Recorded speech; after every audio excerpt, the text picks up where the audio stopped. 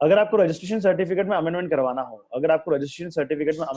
हो, तो कैसे अमेंडमेंट करवा सकते हैं? इसके लिए कौन सी फील्ड में आपको अमेंडमेंट करवाना है, इसके लिए हमने क्या देखा है? इसके लिए हमने दो फील्ड देखे हैं।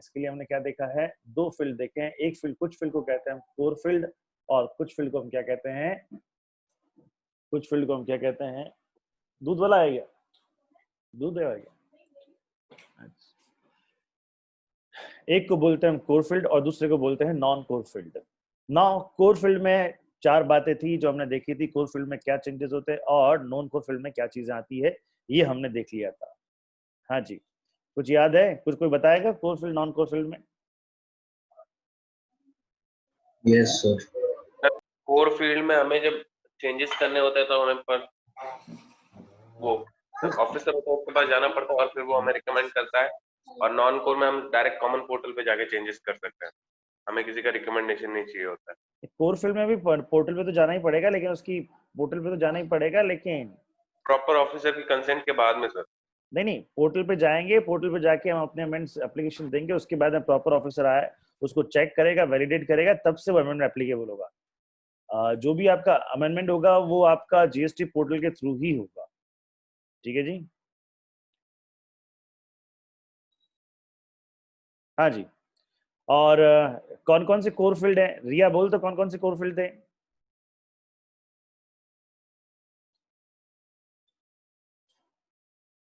हेलो, रिया है क्लास में कि नहीं है? Yes sir.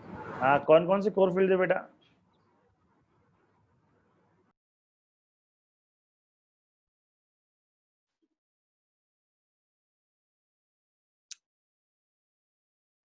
चलिए, core field I think Charu बता भाई, कौन से कोर फील्ड थे?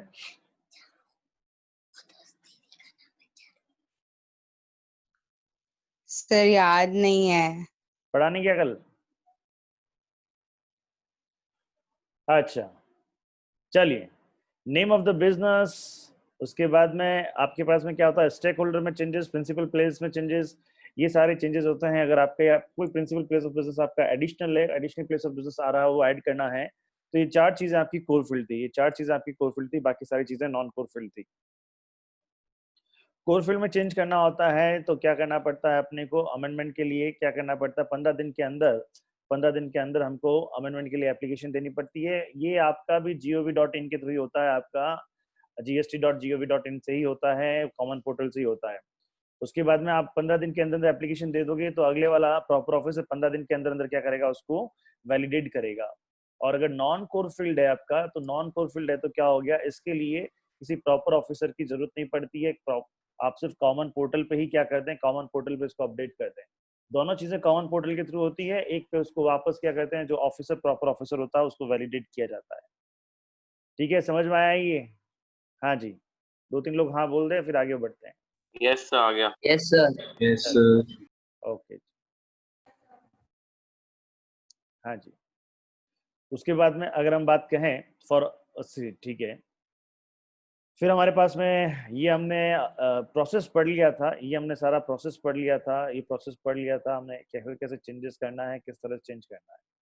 आइए कोर फील्ड इंफॉर्मेशन के बारे में बात करें। यहाँ पे ये चार्ट को थोड़ा सा पढ़ें, ये हमने बातें की थी। फिर रिमेंबर, बात याद है ना आपको? सर याद कैसे होगा सर, हमें तो पढ़ा ही नहीं है। हाँ जी,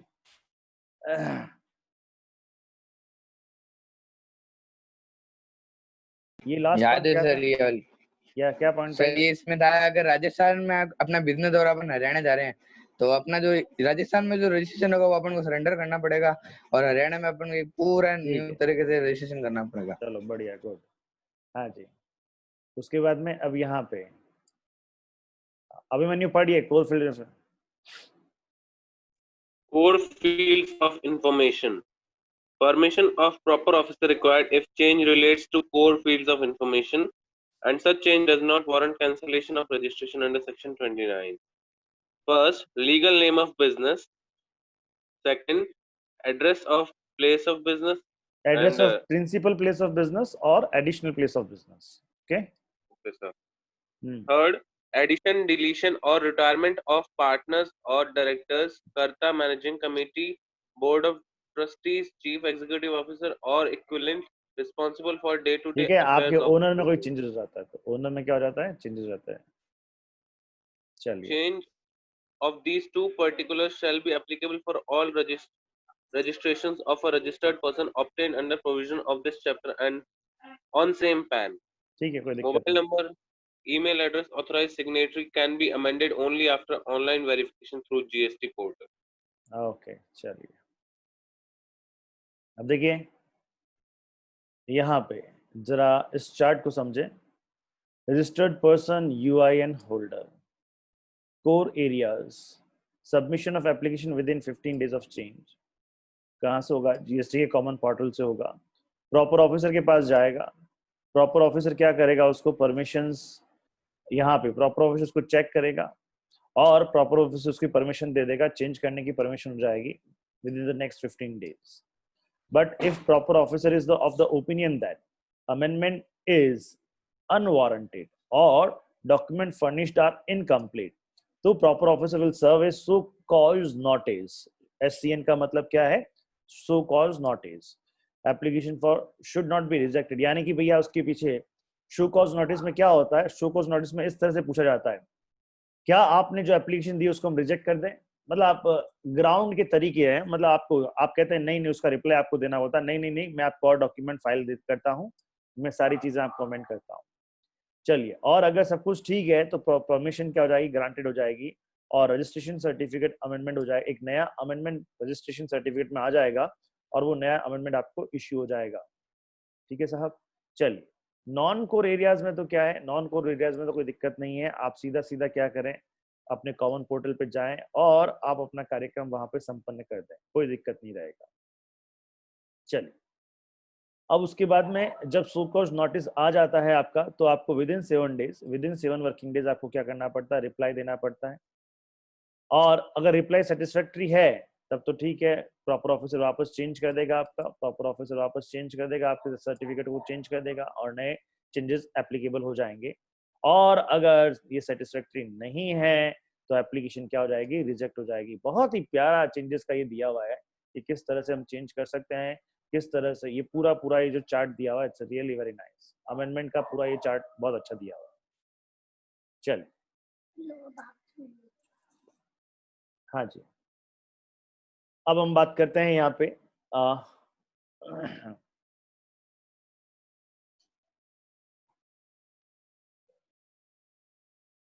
आज कौन कौन नहीं है? ओके, मोहित है या नहीं है भैया? मोहित नहीं है? प्रभात भी नहीं है। नहीं है सर, प्रभात भी नहीं है। लो भैया, बहुत बढ़िया। सर गुंजन भी नहीं है। ओहो, 3 लोग। चलिए चलिए, चेक कर, आपको ये समझ में आ गया ना? चेंजेस का, अमेंडमेंट का समझ में आ गया पूरा? देखिए, यस सर। एक बार हमने क्या पढ़ लिया? अमेंडमेंट, अगर मैं बात करूं तो एक बार हमने एक्ट यानी सेक्शन पढ़ लिया, फिर हमने क्या पढ़ लिया? उसका एक्सप्लेनेशन पढ़ लिया, फिर हमने थर्ड टाइम क्या पढ़ लिया? उसका चार्ट पढ़ लिया। अब यह 3 बार हम एक ही चीज को पढ़ चुके हैं। हाँ जी, अब देखिए, अब यहां से पढ़ते हैं। पढ़ भैया, यहाँ से पढ़ भैया, चारू पढ़। If the proper officer fails to take any action within a period of 15 working days from the date of submission of the application or within a period of 7 working days from the date of receipt of the reply to the show cause notice, the certificate of registration shall stand amended to the extent applied for, and the amended certificate shall be made available to the registered person on the common portal. हाँ जी, समझ में आता है ये चीज? ये क्या है? ये अगर आपने 15 दिन के अंदर, उसने बंदे ने आगे ने, हमने सबमिशन कर दिया है लेकिन 15 दिन के अंदर उसने जवाब नहीं दिया है, या शो कॉज नोटिस उन्होंने क्या किया, हमने शो कॉज नोटिस का रिप्लाई कर दिया, हमने क्या किया? सबसे पहले अगर उसने क्या किया, 15 दिन के अंदर अंदर हमको शो कॉज नोटिस नहीं दिया, ये है ना ये चीज, अगर ये नहीं किया तो मान लिया जाएगा कि भैया डीम रजिस्ट्रेशन है। उसके बाद में अगर ये भी नहीं किया कि अगर हमने उसको क्या दिया? नोटिस दिया, और उसने हमको नोटिस दिया और हमने नोटिस की पालना की 7 दिन के अंदर अंदर, तो उसने अगले 7 डेज के अंदर वापस हमको रिप्लाई नहीं किया, तो हम क्या मान लेंगे, ये भी क्या है आपका, ये भी क्या है बेटा, ये भी डीम अमेंडमेंट हो जाएगा। हम ये मान लेंगे कि हाँ भैया ये अमेंडमेंट हो गए हैं। चलिए नाउ अब बात करते हैं यहाँ पे कैंसिलेशन। रिया है क्लास में है? Yes, sir. हाँ जी रिया बोल बेटा, कैंसिलेशन और सस्पेंशन पढ़ यहाँ से। Cancellation or suspension of registration and revocation of cancellation. Section. अच्छा, अब क्या है कि जो रजिस्ट्रेशन है वो कैंसिल हो रहा है, या उसको हम क्या कर रहे हैं, सरेंडर कर रहे हैं, तो और या उसको सरेंडर करने के बाद में, कैंसिल करने के बाद में वापस रिवोक कर रहे हैं, तो ये सारे प्रोविजंस में दिया हुआ है। आइए सेक्शन 29 पढ़ते हैं। पहले हम किसके बारे में बात करेंगे, कैंसिलेशन के बारे में बात करेंगे। सब सेक्शन 1 है इसका, सेक्शन 29 का, कैंसिलेशन और सस्पेंशन ऑफ रजिस्ट्रेशन। पढ़ भाई। Section 29, subsection 1. The proper officer may either on his own motion or on an application filed by the registered person or by his legal heirs in case of death of such person cancel the registration in such manner and within such period as may be prescribed having regard to circumstances. यहाँ पे क्या हो गया है कि proper officer क्या कर सकता है, प्रॉपर ऑफिसर उसको सर्टिफिकेट को कैंसिल कर सकता है, कैंसिल द रजिस्ट्रेशन कैंसिल कर सकता है।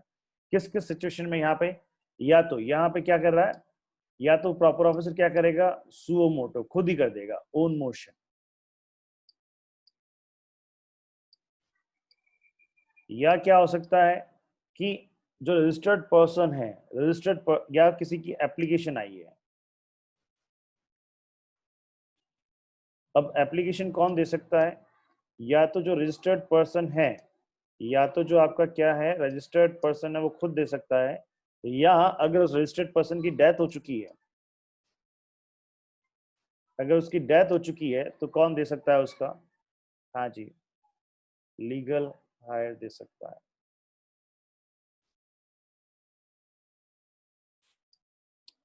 ठीक है साहब, या तो वो खुद दे सकता है, या उसकी अगर एप्लीकेशन, देखिएगा इस सेक्शन में ये बताया गया है कि आपका रजिस्ट्रेशन कैंसिल हो सकता है, रजिस्ट्रेशन को, सर्टिफिकेट को आपको कैंसिल किया जा सकता है।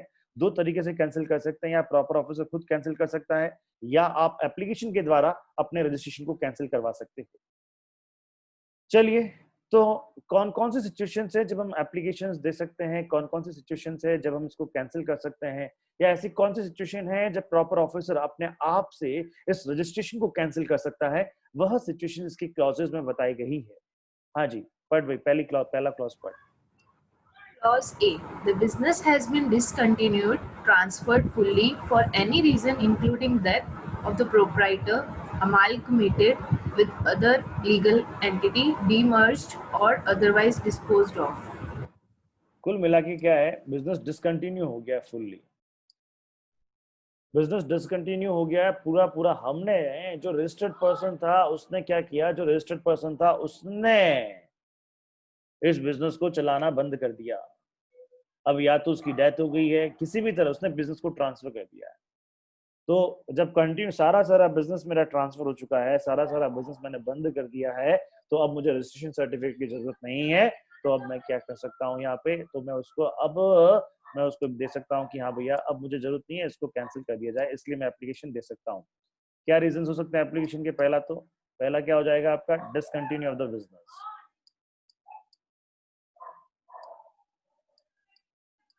Fully discontinue of business. हाँ जी, बी पढ़ भाई क्या है? There is any change in the constitution of the business. हाँ जी, कॉन्स्टिट्यूशन के बिजनेस में कोई चेंज आ गया। एक Taxable person other than the person registered. Minute,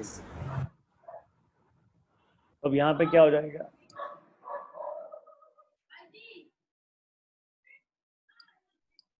change in constitution. C point क्या कहता है? हाँ जी पढ़ना, सी पॉइंट क्या कहता है, पढ़। Taxable person other than person registered under subsection 3 of section 25 is no longer. एक मिनट होल्ड रखना।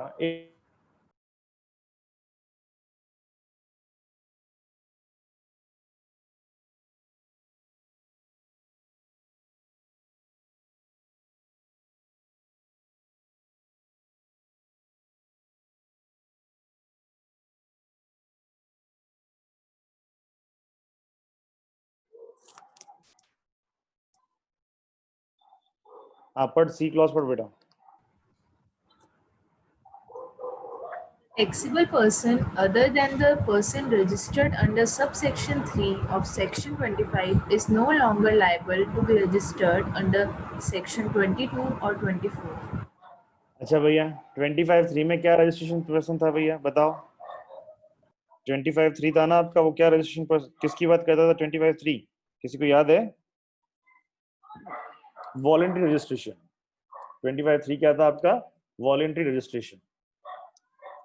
कि अगर आपका यहाँ पे वो कहता है, क्या कहता है वो कहता है कि साहब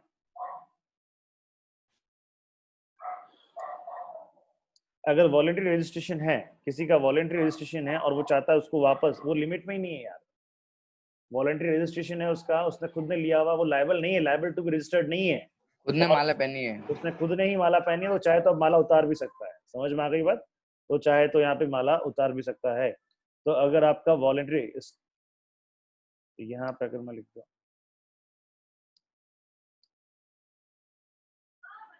वॉलंटरी रजिस्टर्ड पर्सन, तो वो चाहे तो भी क्या कर सकता है, आपका चेंजेस कर सकता है। समझ में आ रही है बात? वो चाहे तो भी सरेंडर के लिए, कैंसिलेशन के लिए एप्लीकेशन दे सकता है।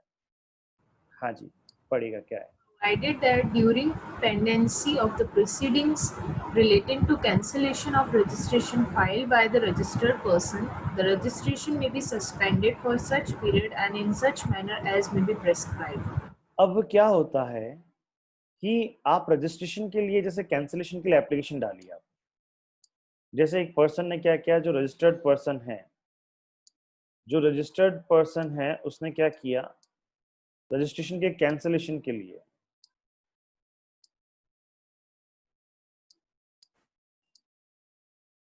एप्लीकेशन डाल दी। अब एप्लीकेशन डालते ही कैंसिल नहीं होता है, एप्लीकेशन डालते ही कैंसिल नहीं होता है। मान लेते हैं ये एप्लीकेशन डाल दी है यहाँ पे 1/4/2017 को, हालांकि एप्लीकेबल नहीं होता 1/4/2017, 2019 कर देता है। 1/4/2019 को क्या हुआ, कैंसिलेशन के लिए एप्लीकेशन आ गई है साहब। अब कैंसिलेशन के लिए एप्लीकेशन तो आ गई है, लेकिन एप्लीकेशन आते ही कैंसिल नहीं होता। प्रॉपर ऑफिसर उसको सारा वो चेक करता है कि भैया, और जब आप कैंसिलेशन के लिए एप्लीकेशन डालते हैं, जब आप कैंसिलेशन के लिए क्या डालते हैं, एप्लीकेशन डालते हैं, तो उस कंडीशन में आपको क्या क्या देखना पड़ता है, उसमें आपको ये भी चेक करना पड़ता है, प्रॉपर ऑफिसर ये भी चेक करता है कि इसकी आउटपुट टैक्स की लायबिलिटीज है उसने पे कर दी है या नहीं कर दी है, आगे हम बात करेंगे। तो अगर आईटीसी का क्रेडिट लिया हुआ है तो उसने उसको रिवर्स किया है या नहीं किया है, ये सारी चीजें प्रॉपर ऑफिसर चेक करता है। तो इसमें टाइम लगता है। तो यानी जैसे आपने कैंसिलेशन के लिए एप्लीकेशन डाली, तो कैंसिलेशन की प्रोसीडिंग शुरू हो जाती है। कैंसिलेशन की जो प्रोसीजर होता है आपका, वो स्टार्ट हो जाता है। और मान लें कि 15/4 को आपका कैंसिलेशन का ऑर्डर आया है कि हाँ भैया आप 15/4 कैंसिल हो गए। तो प्रॉपर ऑफिसर क्या कर सकता है कि इस पीरियड के दौरान, अभी आपका रजिस्ट्रेशन कैंसिल नहीं हुआ है, लेकिन इस पीरियड के दौरान उस रजिस्ट्रेशन को टेम्परेरी क्या कर सकता है, सस्पेंड कर सकता है। टेम्परेरी क्या कर सकता है भैया, सस्पेंड कर सकता है। समझ में आया चीज?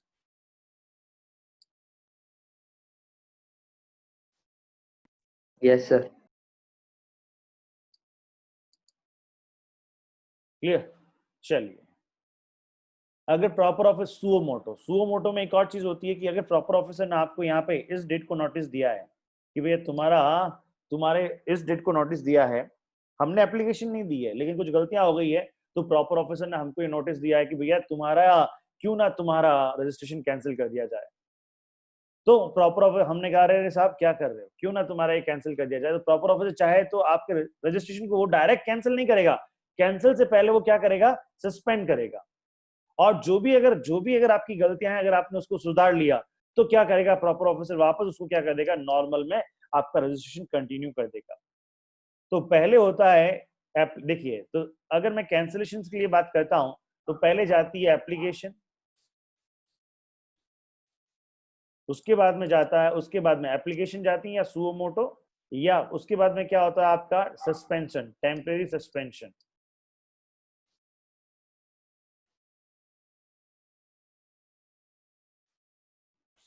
फिर होता है कैंसिलेशन। ये 3 स्टेप्स रहते हैं इसके अंदर। चलिए now sub clause sorry sub section 2।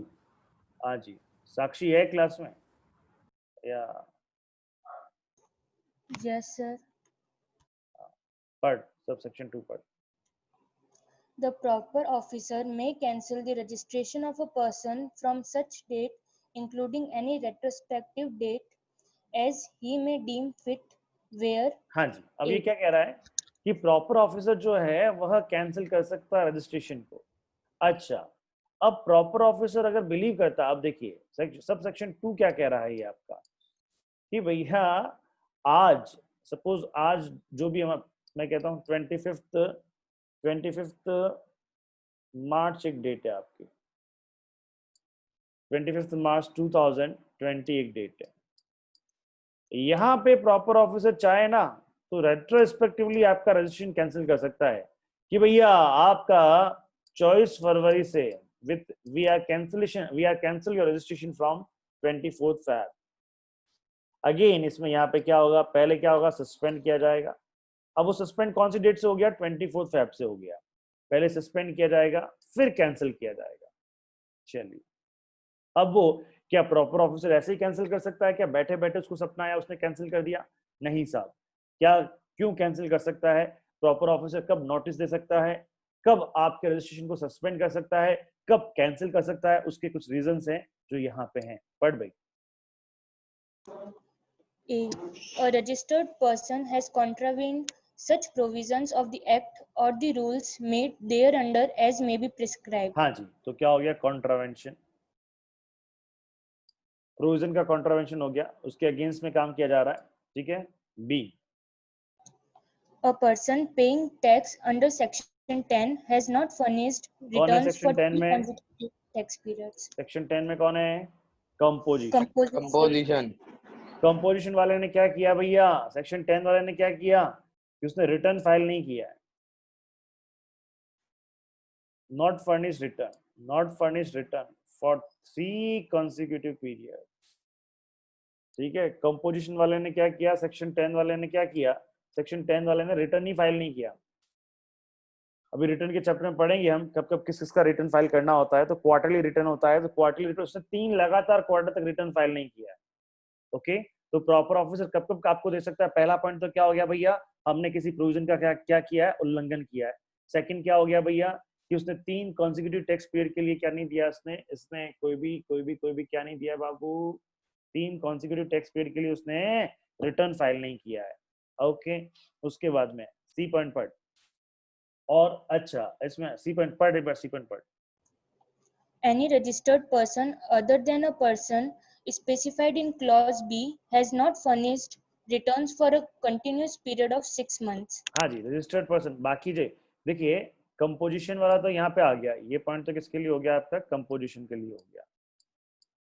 अब ये सी है अदर रजिस्टर्ड पर्सन के लिए, किसके लिए है, अदर रजिस्टर्ड पर्सन के लिए, कि उन्होंने क्या किया, उन्होंने भी रिटर्न फाइल नहीं किया।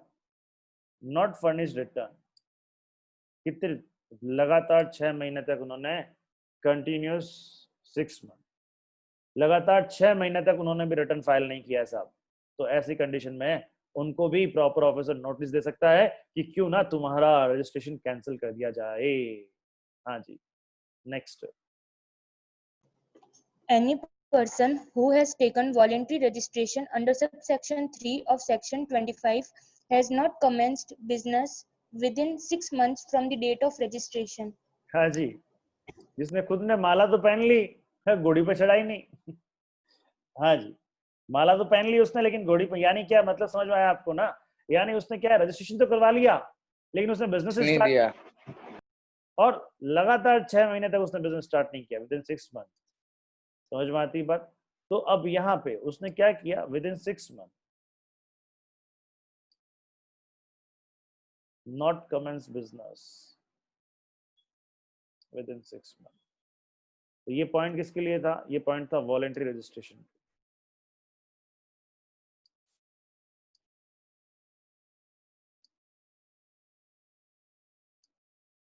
हाँ जी, चलिए नेक्स्ट क्या है? Registration has been obtained by means of fraud, willful misstatement, or suppression of facts. आ गया समझ में कि आपने जो रजिस्ट्रेशन लिया है भैया, रजिस्ट्रेशन लिया है वही आपने क्या लिया? फ्रॉड है, कपट से लिया है आपने, ठीक है, विलफुल मिस स्टेटमेंट और सप्रेशन ऑफ फैक्ट इसकी वजह से लिया है, तो आपका रजिस्ट्रेशन क्या हो सकता है? कैंसिल हो सकता है। तो देखिए कब कब कैंसिल हो सकता है? ये क्या आपका कॉन्ट्रावेंशन, क्या हो गया? ये आपका कॉन्ट्रावेंशन। इसमें कितने महीने हो गए? 3 रिटर्न उसने फाइल नहीं किए, कंपोजिशन ने 3 रिटर्न फाइल नहीं किए, अदर पर्सन ने कितने रिटर्न फाइल नहीं किए? 6 रिटर्न फाइल नहीं किए। और अगर वॉलंटरी रजिस्ट्रेशन है जिसका, तो उसने बिजनेस ही 6 महीने से बिजनेस स्टार्ट नहीं किया, या आपने फ्रॉड से आपने रजिस्ट्रेशन लिया हुआ है, गलत डॉक्यूमेंट लगा दिए, आपने कोई डॉक्यूमेंट लगाए नहीं, समझ में आ रही बात, और आपने रजिस्ट्रेशन ले लिया किसी भी कारण से, तो यहाँ पे एक तरह से आपने क्या किया? फ्रॉड किया। क्लियर है? ये सेक्शन जो आपका है, ये सेक्शन सब सेक्शन जो 2 है, इसके जो क्लॉज है आपको समझ में आए? चलिए उसके बाद में ये आपको फर्स्ट भी समझ में आया होगा। सेक्शन 29 हम डिस्कस कर रहे हैं, सेक्शन 29 हम डिस्कस कर रहे हैं, तो मेरे हिसाब से आपको ये सेक्शन 29 का ये सब सेक्शन समझ में आ गया। ये क्या कहता है? कब आप कैंसिल किया जा सकता है, और उसके कब कब आप एप्लीकेशन दे सकते हो, और उसके बाद में सेक्शन 2 कहता है कि प्रॉपर ऑफिसर कब आपका शो कॉज नोटिस निकाल सकता है। चलिए ये पढ़ भाई। Provided further that during pendency of the proceedings relating to cancellation of registration, the proper officer may suspend the registration for such period and in such manner as may be हाँ prescribed. जी, direct cancel नहीं करेगा, पहले क्या करेगा वो? पहले वो उसको क्या कर देगा? सस्पेंड कर, अरे अरे ज्यादा हो गया, पहले उसको क्या कर देगा? वो सस्पेंड करेगा फिर कैंसिल करेगा, ठीक है ना? ये हमने पढ़ा ही है। चलिए सब सेक्शन 3 पढ़ते हैं। Now we will discuss the sub section 3। यस, अब सब सेक्शन रितिका पढ़। रितिका है क्लास में? चलिए रितिका पढ़ेगा।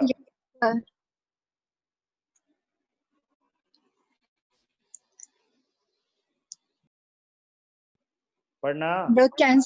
The cancellation of registration under this section shall not affect the liability of the person to pay tax and other dues under this act, or to discharge any obligation under this act or the rules made thereunder for any period prior to the date of cancellation, whether or not such tax and other dues are determined before or after the date of cancellation.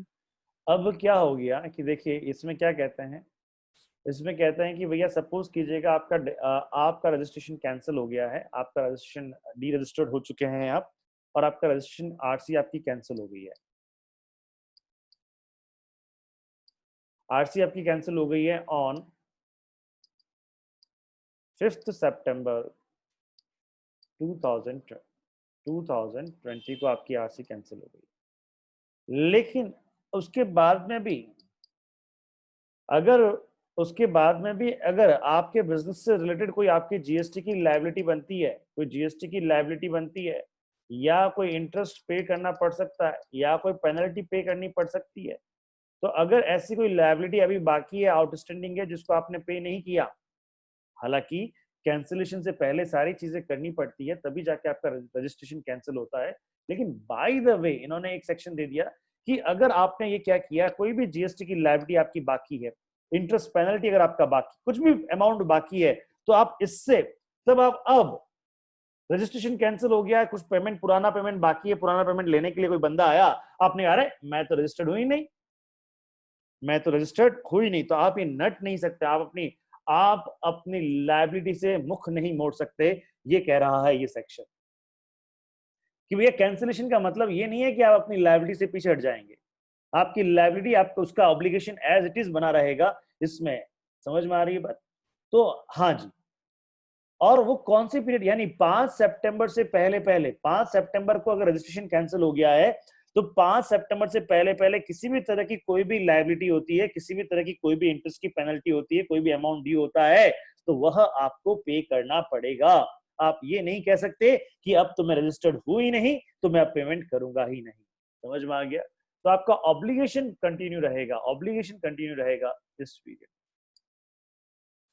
तो अगर मैं बात कहता हूं यहाँ पे, तो obligation for any period prior to the date of cancellation, ये आपका कंटिन्यू रहेगा साहब। ये आपका ऑब्लिगेशन जो है, obligation for any period prior to the date of cancellation, ये आपका कंटिन्यू रहेगा। आप हाँ जी, नेक्स्ट पढ़ भाई। The cancellation of registration under the State Goods and Service Tax Act or the Union Territory Goods and Services Tax Act, as the case may be, shall be deemed to be the cancellation of registration under this act. समझ में आती बात?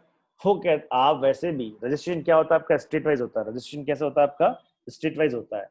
वो कहता है कि भैया अगर तुम SGST के अंदर तुमने क्या करवा लिया, कैंसिल करवा लिया, तो ऑटोमेटिकली तुम किस में भी कैंसल्ड हो, CGST में भी कैंसल्ड हो। क्लियर? यही पॉइंट है, कोई ज्यादा बड़ा बात नहीं है। चलिए, fifth point is a very important. ये जो फिफ्थ यानी कि आपका सब सेक्शन फिफ्थ है, ये एक खास महत्वपूर्ण मुद्दे की बात कहता है। आइए जरा पढ़ते हैं ये क्या कहता है। और आप पढ़ भाई।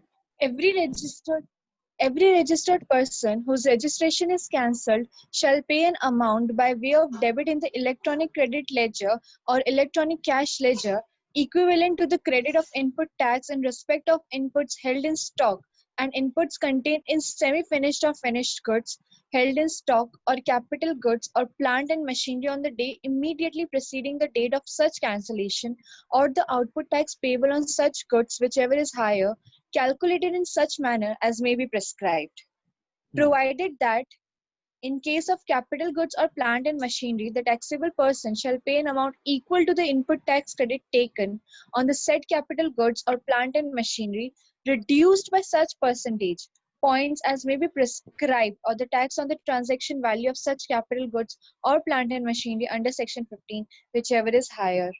हाँ जी, समझ में आ गया? चलिए नेक्स्ट पॉइंट। नहीं आया? No sir. No, नहीं आया। sir. हाँ तो बोलो तो सही, नहीं तो मैं कह दूंगा समझ में आ गया। ओके चलो आगे बढ़ते हैं। नहीं सर, नहीं आया सर। चलिए, बहुत ही महत्वपूर्ण मुद्दा है ये, और ये ऐसा मुद्दा है इसके बगैर आपका कैंसिलेशन हो ही नहीं सकता। थोड़ा सा समझेंगे इसको, एक मिनट।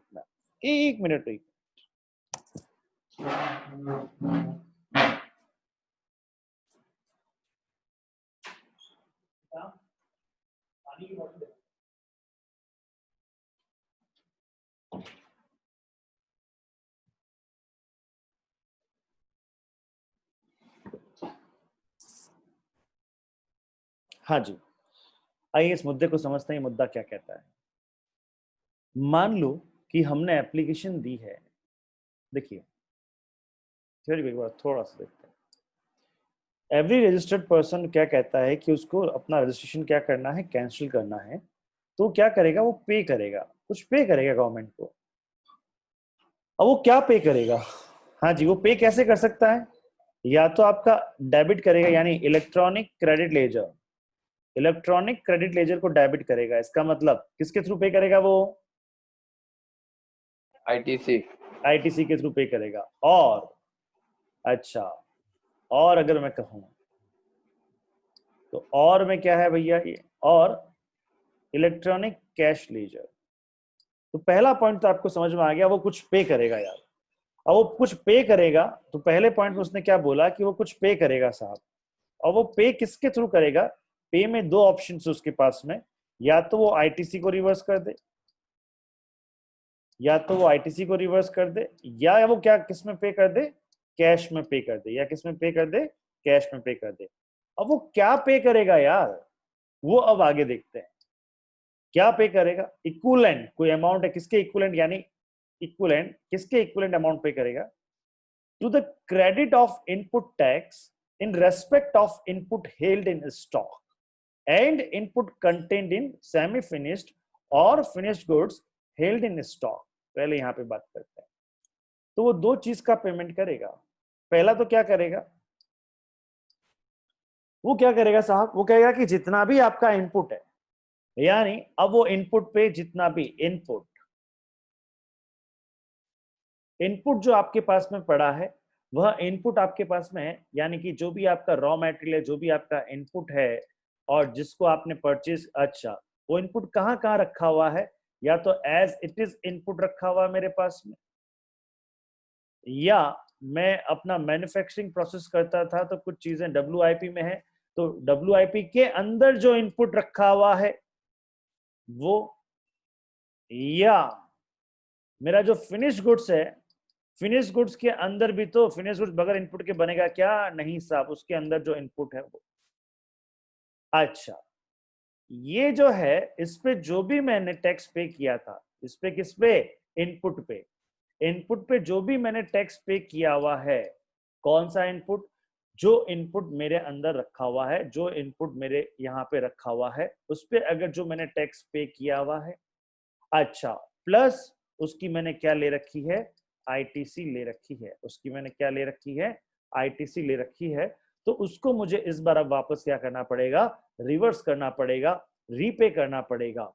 अच्छा, एक तो ये है, और साहब क्या कहता है वो, और भी कुछ रिवर्स और ITC करना पड़ेगा आपके पास में, और के लिए वो क्या बात कहता है देखिएगा, और अब आपको क्या पे करना पड़ेगा, जरा चेक करते हैं यहाँ पे। हाँ जी, तो यहाँ पे आपको पे करना पड़ता है क्रेडिट ऑफ इनपुट टैक्स, ठीक है, क्रेडिट ऑफ इनपुट टैक्स। अच्छा, और भी बात करता है, और ये देखिए प्लांट एंड मशीन। हाँ, एक मिनट आ रहा है, ये दिख रहा है कुछ, वो घूम रहा है गोल चक्कर। Yes sir. जस्ट ये समझ में तो आया ना जो मैं समझा रहा हूँ? हाँ जी, आ रहा है। चलिए, और इंडेक्स और कैपिटल गुड्स यहाँ ये रहा, और क्या कहता है साहब, और कैपिटल गुड्स और plant and machinery on the day immediately preceding the date of such cancellation और ओके। तो अब यहाँ पे क्या कहता है साहब कि आपको ये भी पे करना पड़ेगा, और का मतलब तो यहाँ पे मैं और ना कहके इसको मैं एंड ही कह देता हूँ।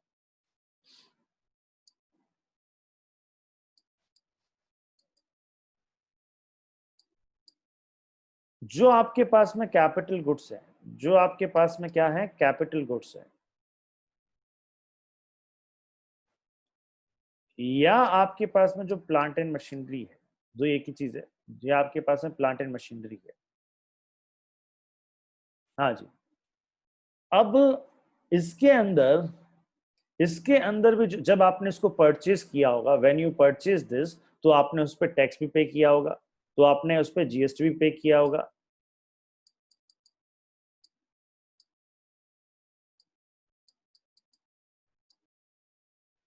और उस GST का हमने क्या लिया होगा, उस GST का हमने क्या लिया होगा बेटा, इनपुट टैक्स क्रेडिट ITC लिया होगा। वो जाके अब आपको क्या करना पड़ेगा, रिवर्स करना पड़ेगा। अच्छा, क्या पूरा ITC रिवर्स करेंगे क्या? तो बताओ, तुम बताओ, क्या पूरा ITC रिवर्स करते हैं क्या? नहीं सर, वो 5% वाला, हाँ जी, 5% पर क्वार्टर, या फिर उसको 60 मंथ का मान के डिवाइड बाय 60, पता है ना आपको? हाँ जी, उसका वो वाला आइडिया। तो यहाँ पे वही कह रहा है कि आपको इस पे ITC रिवर्स करना है, लेकिन सारा का सारा ITC रिवर्स नहीं करना है, as may be prescribed as calculated, यानी जिस तरह से प्रेस्क्राइब किया गया है उस तरह से करना है। और प्रेस्क्राइब कैसे किया गया, प्रेस्क्राइब यहाँ पे किया गया भैया, यहाँ पे। चलिए पहले बताओ, ये समझ में आता है? हाँ जी, यस सर। अब देखो इसमें दो चीजें, इसको पूरा मैं वापस समझा देता हूँ एक बार, ये समझना बड़ा जरूरी है। WIP क्या होता है? वर्क इन प्रोग्रेस, माल अभी बना नहीं है, मशीन के अंदर ही है, इनपुट तो घुस गया लेकिन बाहर अभी तक आया नहीं है। ठीक है, चलिए, किसने बोला, किसने पूछा ये? मैंने पूछा। मैंने, हाँ, चलिए साहब, तो इन सच कंडीशंस अपने को क्या करना पड़ेगा,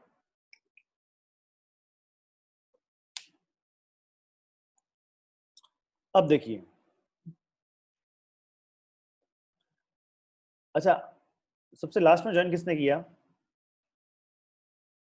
एपीएस आइए, सो अगर मैं यहाँ पे बात कहूँ, अब थोड़ा सा समझेंगे क्लियर।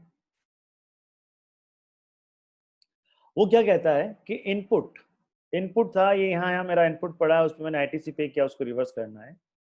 लेकिन इसको कब कंपेयर करोगे? इसको कंपेयर किससे करोगे? इसको कंपेयर करोगे बेटा, इसको कंपेयर करोगे अगर ये सारी चीजें हैं, अगर ये सारी चीजें हैं, इसे आप एज ए आउटपुट वापस सेल करते हैं। आप इसको क्या करते हैं? एज ए आउटपुट, यानी कि आउटपुट का मतलब समझ में आता होगा। एज ए आउटपुट यदि आप इसको सेल करते हैं तो इस पे कितना टैक्स बनता है, इस पे कितना आउटवर्ड टैक्स की लायबिलिटी होती है, इस पे कितना आउटवर्ड टैक्स की लायबिलिटी होती है, वो अमाउंट को आप करेंगे। एक तो अमाउंट ये आ गया आपके पास में और एक अमाउंट ये आ गया आपके पास में, इन दोनों में कंपेयर करेंगे, इन दोनों में कंपेयर करेंगे और विच एवर इज हायर होगा उसको आप क्या करेंगे? पे करेंगे या रिवर्स करेंगे। पहले बताओ ये बात समझ में आई कि नहीं आई? यहाँ जो भी आपके पास में एज आउटपुट वाला वापस बताना। हाँ वही बता रहा हूँ। जो भी आपके पास में इनपुट रखा हुआ है, चाहे वो input as it is input हो या WIP में इनपुट हो या फिनिश गुड्स के अंदर इनपुट हो, आप इनपुट जहां भी रखा हुआ उन सबको आपने देख लिया, उसकी आईटीसी को आपने प्रोपोर्शनेट आईटीसी जैसे लेनी है, इनवॉइस को देखते हुए आपने प्रोपोर्शनेट आईटीसी जो भी है ये मेरे पास में आज की डेट में मेरे पास में जो है, इसके अंदर कितनी आईटीसी मैंने ले रखी है वो मैंने कैलकुलेट कर दी। मान लो वो कैलकुलेट कर दी, वो आई मेरी 25 लाख। अब ये जो भी माल पड़ा है, ये जो भी माल पड़ा है, इसको अगर मैं, ये मेरे पास में जो भी माल रखा हुआ है, इसको अगर मैं आज एज इट इज क्या करता हूं? सेल करता हूं। आज एज इट इज क्या करता हूं? सेल करता हूं। देखिए, इन सब चीजों के लिए एक बंदे की जरूरत पड़ती है जिसका नाम क्या है? ये चार्टर्ड अकाउंटेंट। ये सारे काम वही करता है बेटा, ठीक है? हाँ जी, यस सर।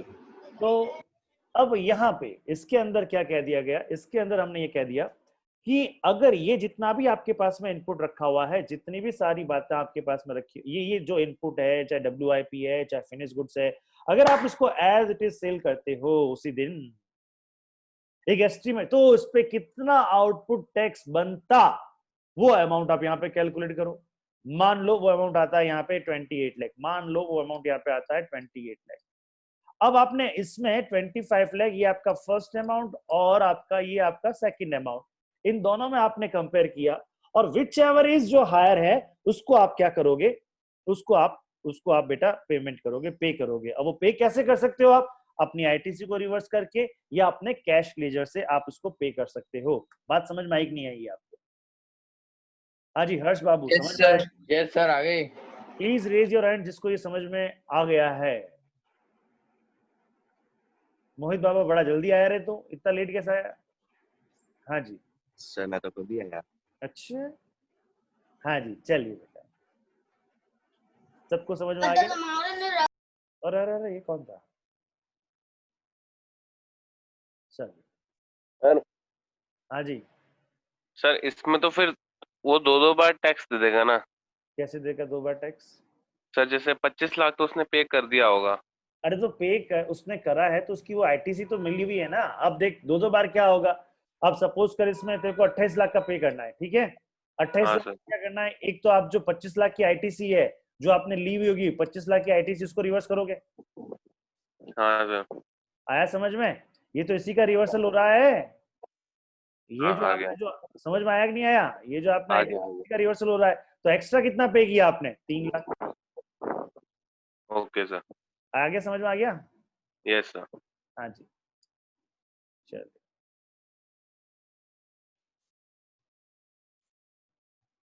अब देखिए भैया, तो यहाँ पे अब कैपिटल गुड्स के बारे में बात करते हैं। वो कहता है कैपिटल गुड्स के बारे में कुछ ऐसा है सोनिया, कैपिटल गुड्स के बारे में कुछ ऐसा है साहब, सुन लीजिएगा। तो आपने कैपिटल गुड्स के बारे में क्या किया? परचेज, आपने परचेज पे जीएसटी पे किया होगा, उस पर आईटीसी आपको पे करना पड़ेगा। अब थोड़ा सा पहले यहाँ समझ लेते हैं कैपिटल गुड्स के बारे में। हाँ जी, प्रोवाइडेड दैट, ये देखिए यहाँ तक तो ठीक है। अब ये कैपिटल गुड्स के बारे में यहाँ बात करता है, ये कैपिटल गुड्स के बारे में यहाँ बात कर रहा है।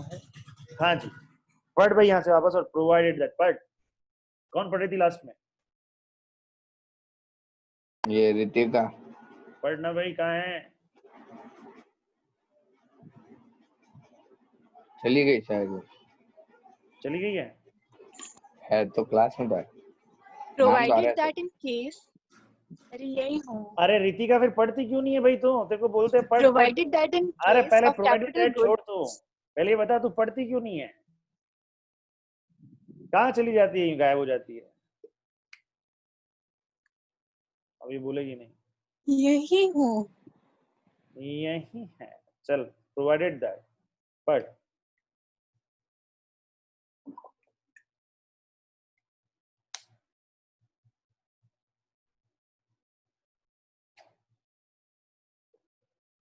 प्रॉब्लम है इसके साथ नेटवर्क।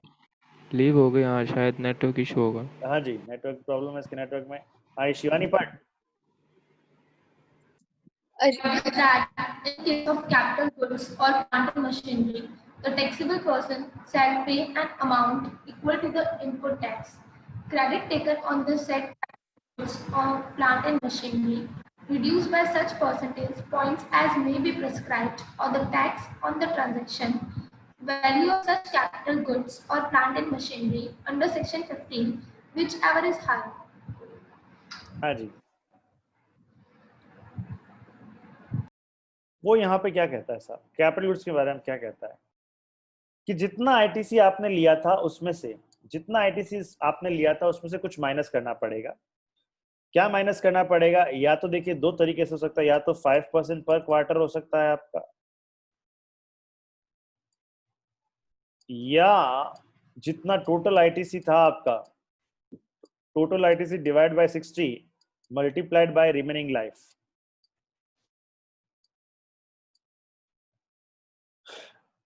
रिमेनिंग लाइफ का मतलब क्या? जैसे कोई आपने मशीन लिया है, मशीन लिया है उसको, आपको 3 साल हो गया है, 3 इयर्स तक आप उसको यूज कर लिया है, और अब आपने, यानी तो 3 साल तक यूज कर लिया, तो कितने महीने हो गए भैया? 36 मंथ हो गए। 36 मंथ आपने यूज कर लिया। अब इसमें आपने क्या किया था? आईटीसी 5 लाख रुपए लिए थे। आईटीसी आपने 5 लाख की आईटीसी आपने ले ली थी जब आपने परचेज किया, तो 5 लाख का टैक्स पे किया था। तो 5 lakh divided by 60 multiplied by, अब पीछे महीने कितने बचे भैया? 60 में से 36 महीने तो यूज कर लिए, पीछे कितने महीने बचे आपके? 24। तो ये जो मंथ है ये भैया कितना आएगा? 2 लाख। 2 लाख रुपया आएगा। समझ में आ रहा है? 2 लाख।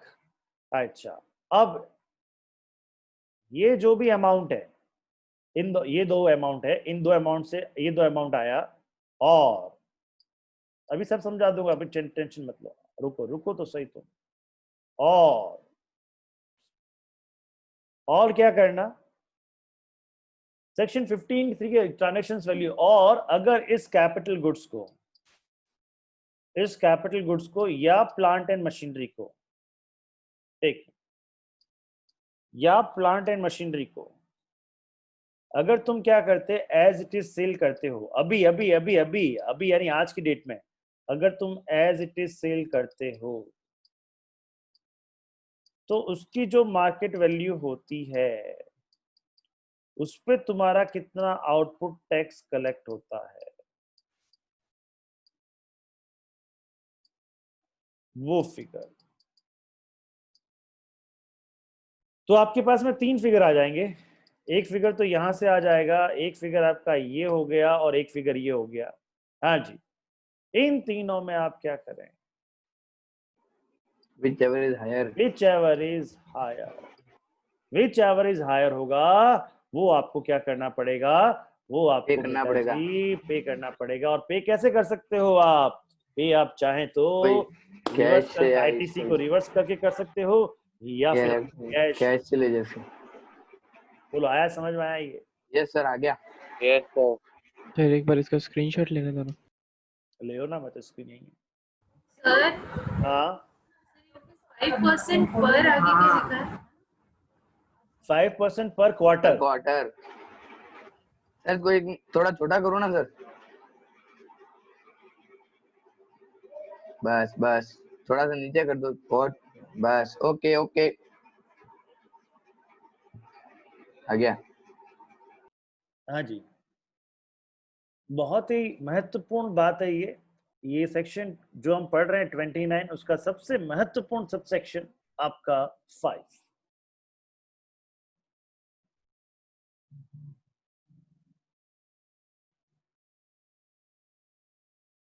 हाँ जी, चलिए, क्लियर है? Yes, sir. सर क्लियर है, Yes, sir. हाँ जी, एकदम क्लियर है सर। आइए साहब, चलिए। सेक्शन सी बहुत ही डिफिकल्ट सेक्शन है साहब, देखिए क्या कहता है सेक्शन सी। सेक्शन 6 क्या कहता है? Very very difficult section. पढ़िए साहब, पढ़ भाई, रितिका पढ़, रितिका नहीं है, चारू पढ़। The amount payable under subsection 5 shall be calculated in such manner as may be prescribed. कितना भारी है। ये कह रहा है कि साहब ये जो अमाउंट है, ये जो भी सेक्शन 5 में जो अमाउंट दिए हुए हैं, ये सारे अमाउंट जो हैं एज कैलकुलेटेड एज में बी प्रेस्क्राइब्ड, ये जो हमने बताया ये प्रेस्क्राइब किया है कि नहीं? चलो कुछ नहीं है, कैंसिल हो गया, ये हो गया हमारा ये। चलिए, तो बताइए कैंसिलेशन के बारे में समझ में आया आपको? अगर यस सर। Yes, sir. करता हूँ, कैंसिलेशन की स्कीम की बात करता हूँ तो सेक्शन 29(1) क्या कहता है भैया? 29(1) कहता है कि 29(1) में क्या है, दो चीजें कि भैया या तो क्या कर सकता है प्रॉपर ऑफिशियल अपने खुद के बलबूते पे उसको कैंसिल कर सकता है, या एप्लीकेशन पे कैंसिल करवा सकता है, या कोई एप्लीकेशन दे तो वो कैंसिल कर सकता है। एप्लीकेशन कब दे सकते हैं? यहाँ पे 3 बातें दी गई, एप्लीकेशन कब दे सकते हैं। उसके बाद में अगर मैं बात कहता हूँ कि, और साथ ही साथ में बताया गया एप्लीकेशन, टेम्परेरी सस्पेंशन और कैंसिलेशन, ये इस तरह से प्रोसेस होता है। सब सेक्शन 2 में क्या बताया गया कि प्रॉपर ऑफिसर कब चाहे तो कैंसिलेशन के लिए शो कॉज नोटिस इश्यू कर सकता है। तो उसके बाद बताया उसमें ABCDE 5 बातें बताई गई, वो हमने सब सेक्शन 2 में देखा। फिर सब सेक्शन 3 में क्या कहता है भैया कि तुम अपनी लायबिलिटी से पीछे नहीं हट पाओगे, डेट ऑफ कैंसिलेशन से पहले यदि कोई लायबिलिटी है तो वो लायबिलिटी आपकी एज इट इज रहेगी, उसको आपको पे करना ही करना पड़ेगा। आप ये नहीं कह सकते उस समय लेना चाहिए था, अब तो मैं रजिस्टर्ड हुई नहीं तो मैं अब नहीं दूंगा, ये नहीं, ये आप बिल्कुल भी नहीं कह सकते। ओके, सब सेक्शन 4 क्या कहता है? सब सेक्शन 4 कहता है साहब कि अगर एस में कैंसिल हो गया तो सी में ऑटोमेटिकली कैंसिल हो। अब आया हमारा सब सेक्शन 5, सबका बाप। सब सेक्शन 5 क्या कहता है भैया? तुमको कैंसिलेशन तब मिला, कैंसिलेशन की तो बात छोड़ो, पहले तुमको पे करना है। क्या अमाउंट पे करना है? इनपुट पे भी अमाउंट पे करना है और कैपिटल गुड्स और प्लांट एंड मशीन पे भी अमाउंट पे करना है। किस तरह से पे करना है वो सारी बातें हमने सेक्शन 5 में डिस्कस कर ली। अच्छा, सेक्शन 6 क्या कहता है? सब सेक्शन 6 क्या कहता है कि भैया वो जो अमाउंट कैलकुलेशन करता है ना, वो जैसे प्रेस्क्राइब किया वैसे ही कर लेना। हाँ भैया वैसे ही करेंगे, हमें बताएं। ओके, चलिए, किसी को कोई डाउट है तो इससे पूछो। No sir. No sir. हाँ, चलिए, अब बात करते हैं साहब, कैंसिलेशन हो गया हमारा, एक बार कैंसिल कर दिया हमने, रजिस्ट्रेशन कैंसिल हो गया, चाहे उसने कैंसिल भी कर दिया। अब कैंसिल करने के बाद में क्या हुआ, कुछ गलतियों का सुधार हो गया, मान लेते हैं। देखिए ये सेक्शन 30 कहाँ काम आएगा, विदेशी वीर जवानों का डीच। हाँ जी,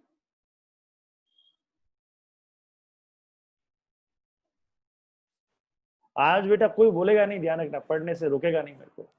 बिल्कुल सर, आप टाइम पे थोड़ा थोड़ा ब्रेक देते रहना। हाँ, सर मैं ब्रेक चालू देता रहो। रहूंगा, ठीक है। हाँ जी, रुकेगा नहीं मतलब सर फिर रात तक चली गई क्लास।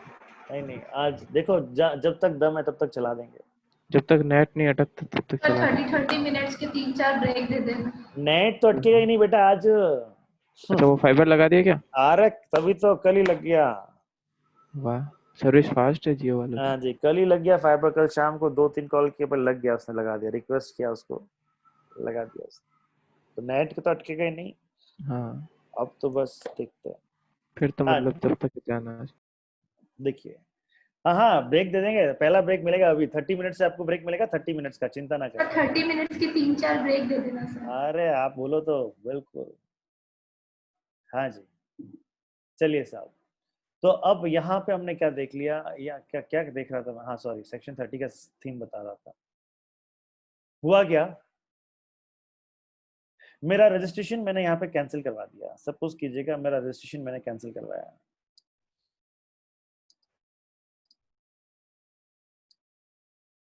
अब यहाँ पर रजिस्ट्रेशन कैंसिल हो गया, मतलब मैंने 6 महीने तक लगातार रिटर्न फाइल नहीं किया, 6 महीने तक लगातार रिटर्न फाइल नहीं किया और शोकोज नोटिस भी आया, उसका भी मैंने रिप्लाई नहीं दिया, तो प्रॉपर ऑफिसर ने क्या किया, मैं रजिस्ट्रेशन को कैंसिल कर दिया।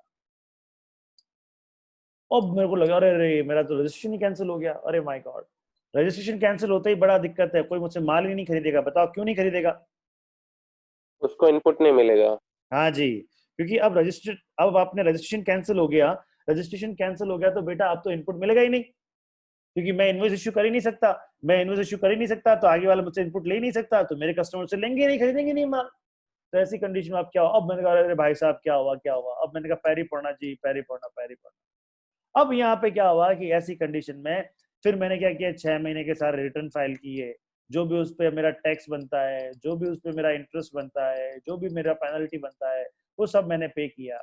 तब जाके अब ये जो प्रॉपर ऑफिसर है ना, इस प्रॉपर ऑफिसर ने क्या किया, अरे ऑफिसर है यार,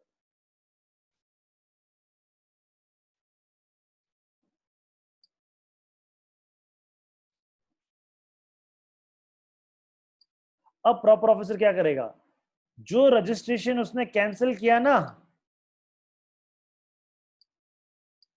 उस कैंसिलेशन को वो कैंसिल कर देगा। यानी समझ में आया ये चीज? जो रजिस्ट्रेशन उसने कैंसिल किया, कैंसिलेशन को कैंसिल कर दिया, यानी आपका रजिस्ट्रेशन को वापस जिंदा कर दिया, मरे हुए को वापस जिंदा कर दिया साहब। अब आप यानी अब आप वापस से क्या हो गए, रजिस्टर्ड पर्सन हो गए, वापस से क्या हो गए, रजिस्टर्ड पर्सन हो गए। बात समझ में आती कि नहीं आती? Yes yes sir. सर। तो ये जो अब सेक्शन जो हम 30 पढ़ रहे हैं, मैंने कुछ पढ़ा, मैं सेक्शन 30 में क्या क्या चीजें होगी मैं सिर्फ वो बता रहा हूँ। तो ये सेक्शन 30 समझ में आया कि नहीं आया आपको, ये क्या कह रहा है? चलिए अब हम पढ़ते हैं सेक्शन 30। बहुत छोटा सा प्यारा सा सेक्शन है सेक्शन 30, कोई दिक्कत ही नहीं है उसमें। तो ये 23 है क्या?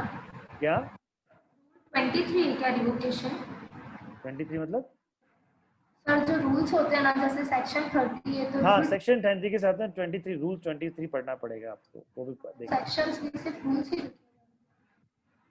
चलिए, तुम्हारी आवाज क्लियर नहीं आ रही है भाई, क्या कह रही हो? आइए, तो इसके लिए है आपका सेक्शन 30। चलिए सेक्शन 30 की बात करते हैं। पढ़ो भैया सेक्शन 30 क्या कहता है। यशस्वी पढ़। Section 30 Revocation of Cancellation of Registration.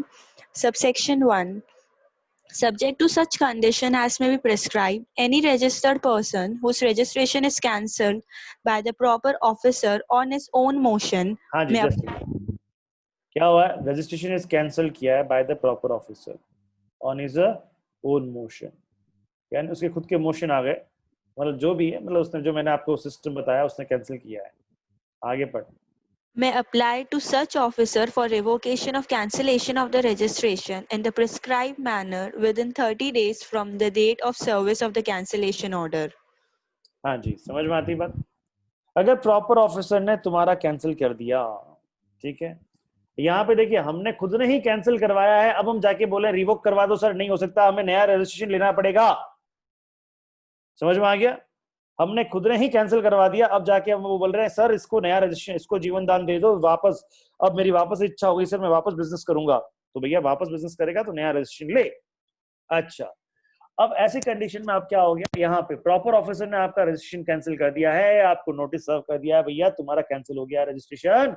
अब विद इन द 30 डेज आप क्या कर सकते हो, अरे मालिक हुजूर गलती हो गई, आप कैंसिल ना करें, रिवोक करते हैं उसको। चलिए 30 दिन मिलते हैं आपको। सेकंड पढ़ भाई, सेकंड द प्रॉपर ऑफिसर में The proper officer may, in such manner and within such period as may be prescribed by order, either revoke cancellation of the registration or reject the application, provided that the application for revocation of cancellation of registration shall not be rejected unless the applicant has been given an opportunity of being heard. समझ में आता है? Simple सी बात है। वो क्या कहेगा भैया, अच्छा तुमने 30 डेज के अंदर उनको रिप्लाई कर दिया, प्रॉपर ऑफिसर आपको क्या कर दिया, रिप्लाई कर दिया। अब प्रॉपर ऑफिसर साहब क्या करेंगे भैया, उस पे प्रॉपर ऑफिसर साहब क्या करेंगे, उसको चेक करेंगे, देखेंगे, अगर उनको सही लगता है तब तो क्या करेंगे, तुम्हारी एप्लीकेशन जो है उसको एक्सेप्ट कर लेंगे, और अगर उनको नहीं लगता है कि भैया सही नहीं लगता है तो उनको क्या कर देंगे, कैंसिल कर देंगे। समझ में आ रही बात? अगर वो कैंसिल करेंगे तो डायरेक्टली कैंसिल नहीं कर सकते, कैंसिल करने से पहले अपॉर्चुनिटी ऑफ बीइंग हर्ड ये तो देना ही देना पड़ेगा, सुनवाई का अधिकार तो देना ही देना पड़ेगा। डायरेक्ट डिसीजन कोई भी नहीं सुना सकता, ये ध्यान रखना, ये हमारे मौलिक अधिकारों का हनन होगा। कॉन्स्टिट्यूशन ने जो पावर दिए हैं हमारे को उसी का हनन होगा। बात समझ में आती है? रिवोकेशन के लिए कब अप्लाई कर सकते हैं बताओ मुझे? रिवोकेशन के लिए अप्लाई तब कर सकते हैं जबकि प्रॉपर ऑफिसर ने हमारा रजिस्ट्रेशन कैंसिल कर दिया सर, ठीक है, तो तब हम रिवोकेशन 30 डेज के अंदर अप्लाई कर सकते हैं। फिर प्रॉपर ऑफिसर कहेगा कि यार सब कुछ ठीक है, तब तो आपको रिवोकेशन को रिवोकेशन के एप्लीकेशन को एक्सेप्ट कर लेगा और कैंसिलेशन को कैंसिल कर देगा। लेकिन प्रॉपर ऑफिसर कहता है कि नहीं भैया अभी तुमने गलतियों का सुधार नहीं किया, अभी भी तुम वैसे ढीठ हो, तो तुमको यूं का यूं वापस नहीं एडमिट करेगा, रजिस्ट्रेशन तुम्हारा कैंसिल रहा जाएगा, लेकिन उसके लिए आपको अपॉर्चुनिटी ऑफ बीइंग हर्ड, सुनवाई का अधिकार दिया जाएगा।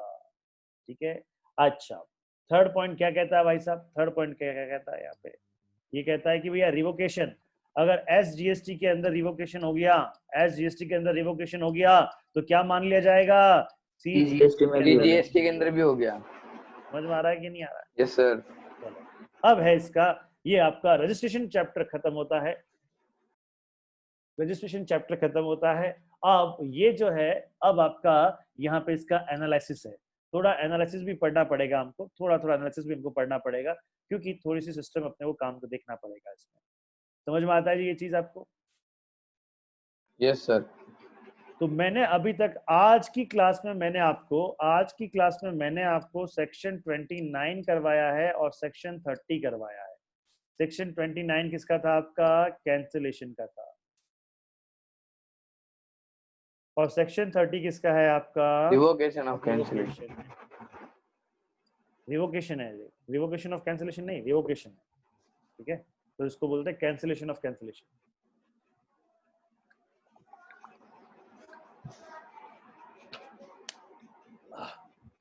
बात समझ में आई साहब आपको?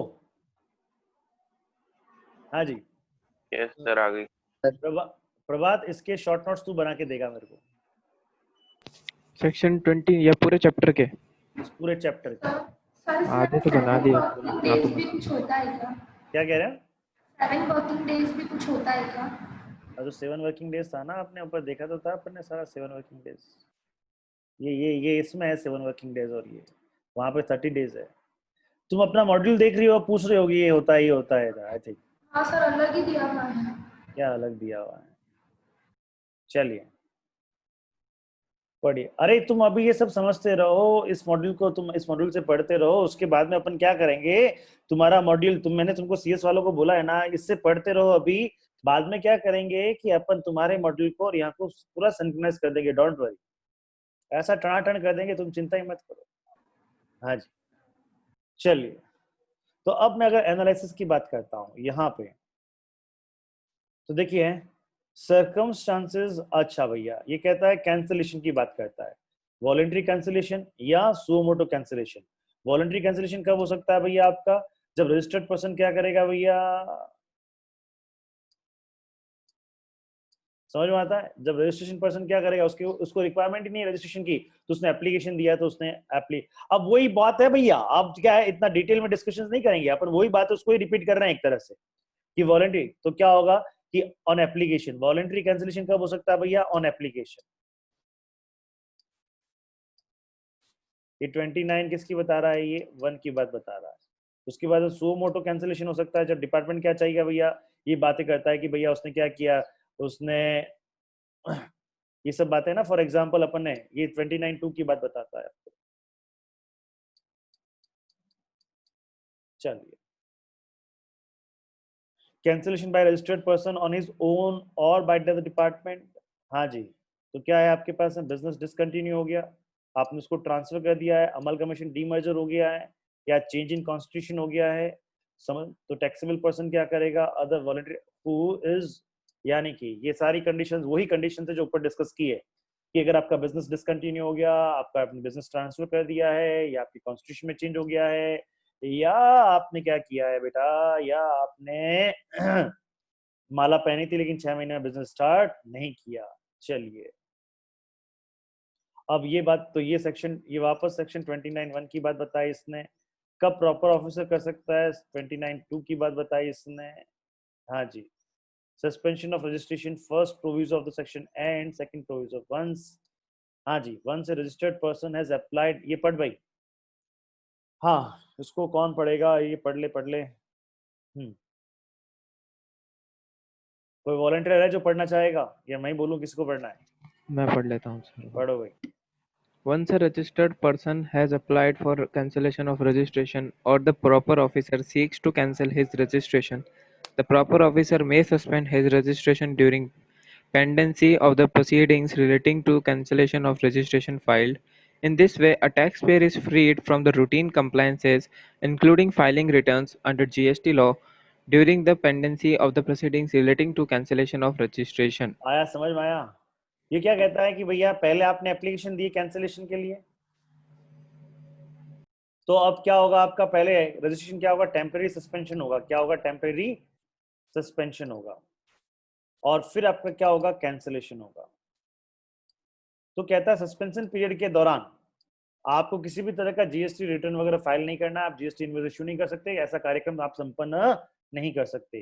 तो इसको क्या कह सकते हैं? During the suspension period no GST, no GST. समझ में आ गया? नो जीएसटी का मतलब वही सब कुछ हो गया, no GST law applicable. Clear?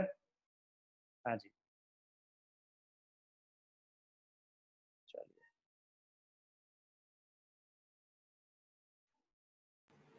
आगे पढ़ूं सर? हाँ, द पीरियड, Period and एक मिनट इसको छोड़, हाँ ये पढ़। where cancellation of the registration has been initiated by department on its own motion, where the proper officer has reasons to believe that the registration of a person is liable to be cancelled, he may, after affording the said person a reasonable opportunity of being समझ में heard, आ गया? वही चीज कि भैया अगर proper officer को लगता है कि नहीं आप इसका कैंसिल करना जरूरी है, क्यों कैंसिल करना जरूरी है वो हमने देखा ही था, तो यहाँ पे क्या हो जाएगा आपका? यहाँ पे आपके पास में फिर उसको क्या करना पड़ेगा? रजिस्टर्ड पर्सन क्या करेगा? उसको कैंसिल करेगा। समझ में आता है? इसमें भी पहले क्या किया जाएगा? रजिस्ट्रेशन क्या किया जाएगा? सस्पेंड किया जाएगा। क्लियर? और फिर उसके बाद में क्या किया जाएगा? यहाँ पे उसका कैंसिल किया जाएगा। बात समझ में आती कि नहीं आती आपको? कुल मिला के वही बात है जो ऊपर वाली बात कही थी, वही बात को यहाँ पे वापस रिपीट किया गया है। चलिए, अब ये प्रोसीजर फॉर कैंसिलेशन, हाँ जी, ऊपर तो एक्ट, अब देखिए रूल 20 एंड 22 में प्रोसीजर फॉर कैंसिलेशन दिया गया। तो पहले क्या है आपका? वॉलंटरी कैंसिलेशन है। क्या है आपका? वॉलंटरी कैंसिलेशन है, voluntary cancellation by the registered person. आइए इसमें अब ये प्रोसीजर, सबसे पहले हमें क्या देना पड़ेगा भैया? एप्लीकेशन देना पड़ेगा। एप्लीकेशन में क्या होगा? पढ़ भाई। a registered person seeking cancellation of registration shall electronically submit the application for cancellation of registration and prescribed from within 30 days of occurrence of the event warranting cancellation. समझ में आता है? जिस दिन वो कैंसिल करना चाहता था, जिस दिन से कैंसिल करना चाहता था, उस दिन के अगले 30 दिन के अंदर अंदर वो क्या दे देगा? एप्लीकेशन दे देगा। क्या दे देगा बेटा? एप्लीकेशन दे देगा। बात समझ में आता है? कोई सिंपल है सर, इसमें क्या समझाने की बात है? ये तो हम भी पढ़ के समझ सकते हैं। चलिए, तो यहाँ पे अगर मैं बात कहता हूँ तो पहला पॉइंट क्या हो गया? आपकी एप्लीकेशन जाएगी। पहला पॉइंट क्या हो गया? आपकी एप्लीकेशन जाएगी। और एप्लीकेशन कब जाएगी भैया? Within 30 days of occurrence of the event. चलिए next point. He is required to furnish in the application the details of inputs held in stock or inputs इसके contained in अंदर application के अंदर input की detail देनी पड़ेगी। अब input क्या और इनपुट देना पड़ेगा। अच्छा, अब कैपिटल गुड्स की भी डिटेल देनी पड़ेगी। समझ में आती बात? तो आपको इनपुट की, कैपिटल गुड्स की डिटेल देनी पड़ेगी। इनपुट और कैपिटल गुड्स की डिटेल आपको देनी पड़ेगी। यहाँ पे समझ में आया? जिस दिन से आप रजिस्ट्रेशन कैंसिल करवाना चाहते हो, detail of input and capital goods. देखिए, मैंने मान लिया कि अब मैं समाधि ग्रहण करने वाला हूं। मैंने मान लिया, सपोज कीजिएगा कि मैंने 15 जनवरी 2020 को या 2021 को मैंने बोला यार अब मैं आज से मैं समाधि ग्रहण कर लूंगा, अब मैं अपना बिजनेस व्यापार नहीं चलाऊंगा। तो अब इसकी इंफॉर्मेशन इंटीमेशन मुझे अगले with in next 30 days, with in 30 days with in 30 days मुझे किसको दे देनी पड़ेगी? डिपार्टमेंट को दे देनी पड़ेगी, within 30 days to department. अच्छा, मैंने अब 25 जनवरी को इन्फॉर्मेशन दी कि साहब मैं 15 जनवरी से समाधि में बैठ गया था, तो इसलिए 15 जनवरी से आप मेरा कैंसिल कीजिएगा, कोई दिक्कत नहीं। तो वो भी हो सकता है, वो भी कोई दिक्कत नहीं, ये भी किया जा सकता है।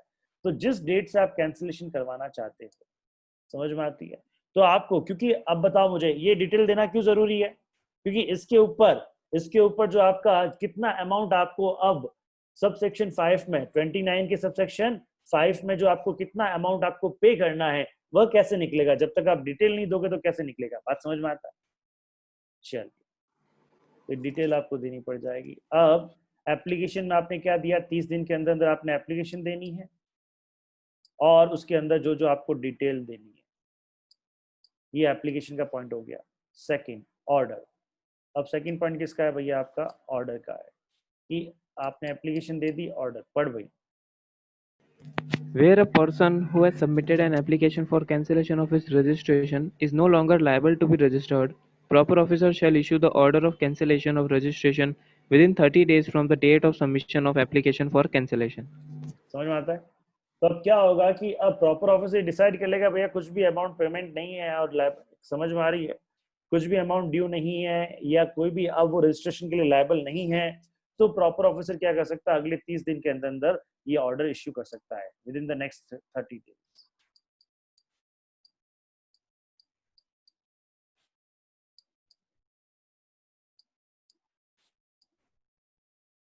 अब suo motu cancellation. Suo motu cancellation का ये तो वॉलंटरी कैंसिलेशन था, ये सब क्या था? आपका वॉलंटरी कैंसिलेशन था साहब।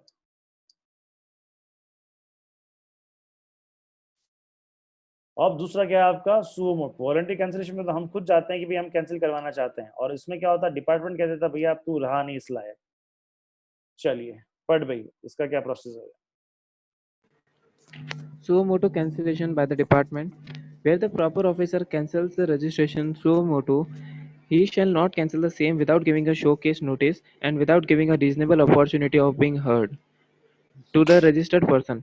The reply to such showcase notice SCN has to be submitted within 7 days of service of notice. उसको बोलते हैं शो कॉज नोटिस। अब यहाँ पे क्या होगा? इन दिस कंडीशंस क्या होगा? सिंपल सी बात है। तो प्रॉपर ऑफिसर क्या करेगा? यहाँ पे प्रॉपर ऑफिसर एक शो कॉज नोटिस देगा।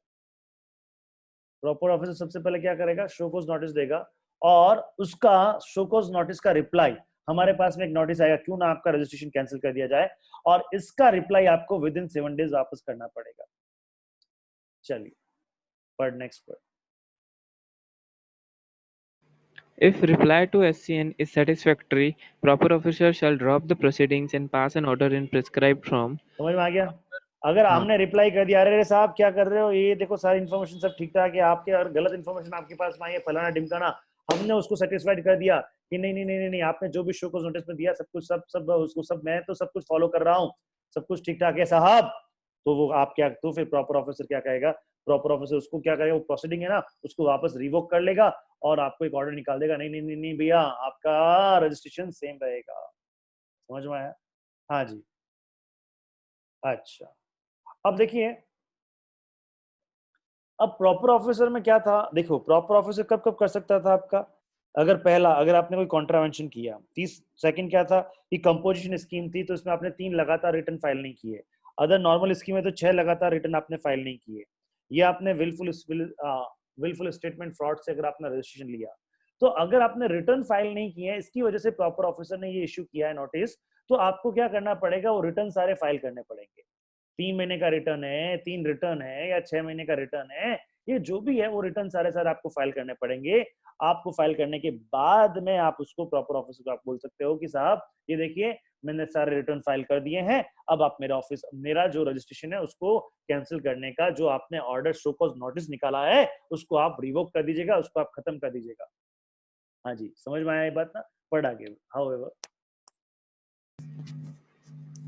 However, where the person instead of replying to the SCN served for failure to furnish returns for a continuous period of 6 months, 3 months in case of composition scheme supplier, furnishes all the pending returns and makes full payment of the tax dues along with applicable interest and late fee The proper officer shall drop the proceedings and pass an order. समझ में आ Where गया? registration एक minute. तो यहाँ पे क्या हो गया, देखिए अगर कहा है कि भैया प्रॉपर ऑफिसर ने क्या किया, यहाँ पे प्रॉपर ऑफिसर क्या करेगा, यहाँ पे ये आइए ड्रॉप कर देगा,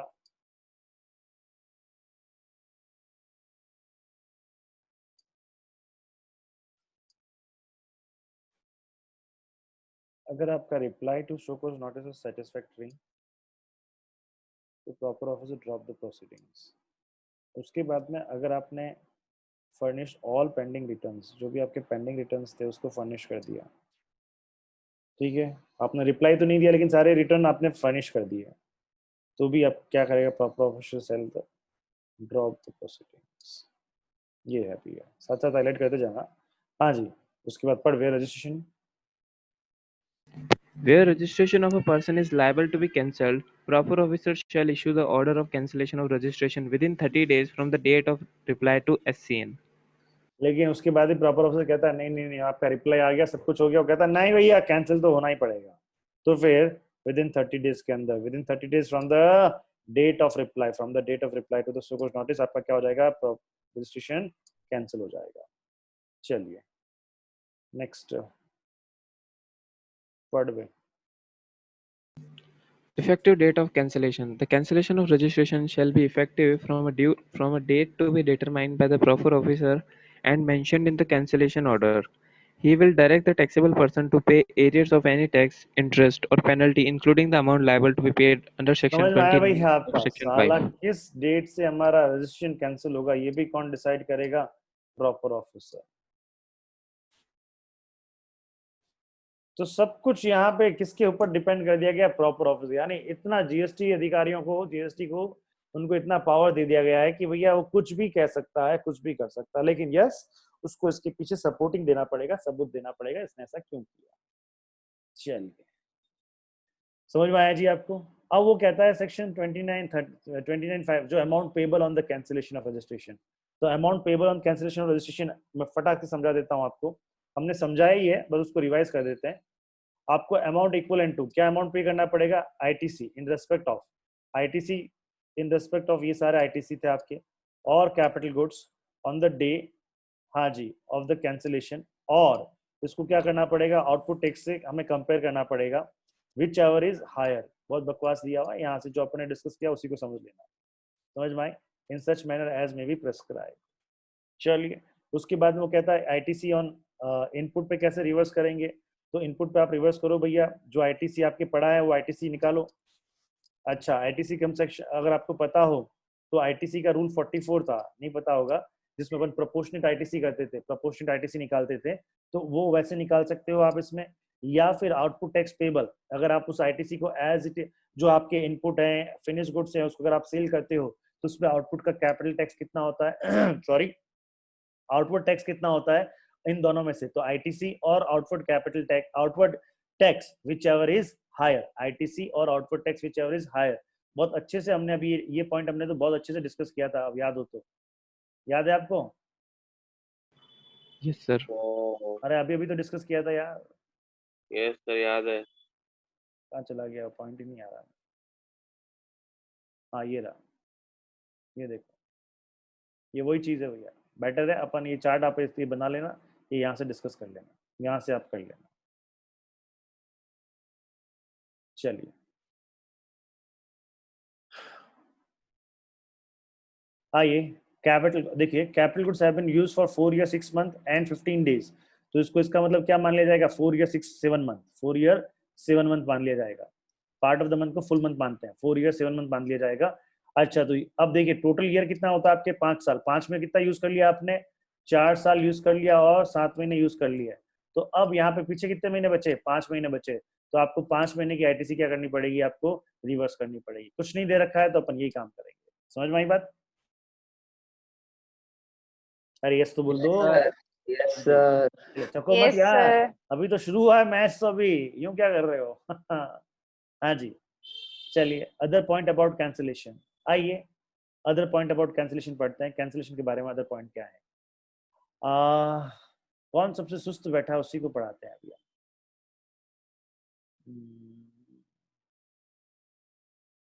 सर APSP। APSP की तो लहराती हुई आवाज आएगी, पढ़ तो APSP है कि नहीं है वो, है ही नहीं। दिशा आई है क्लास में? Yes, sir. पढ़।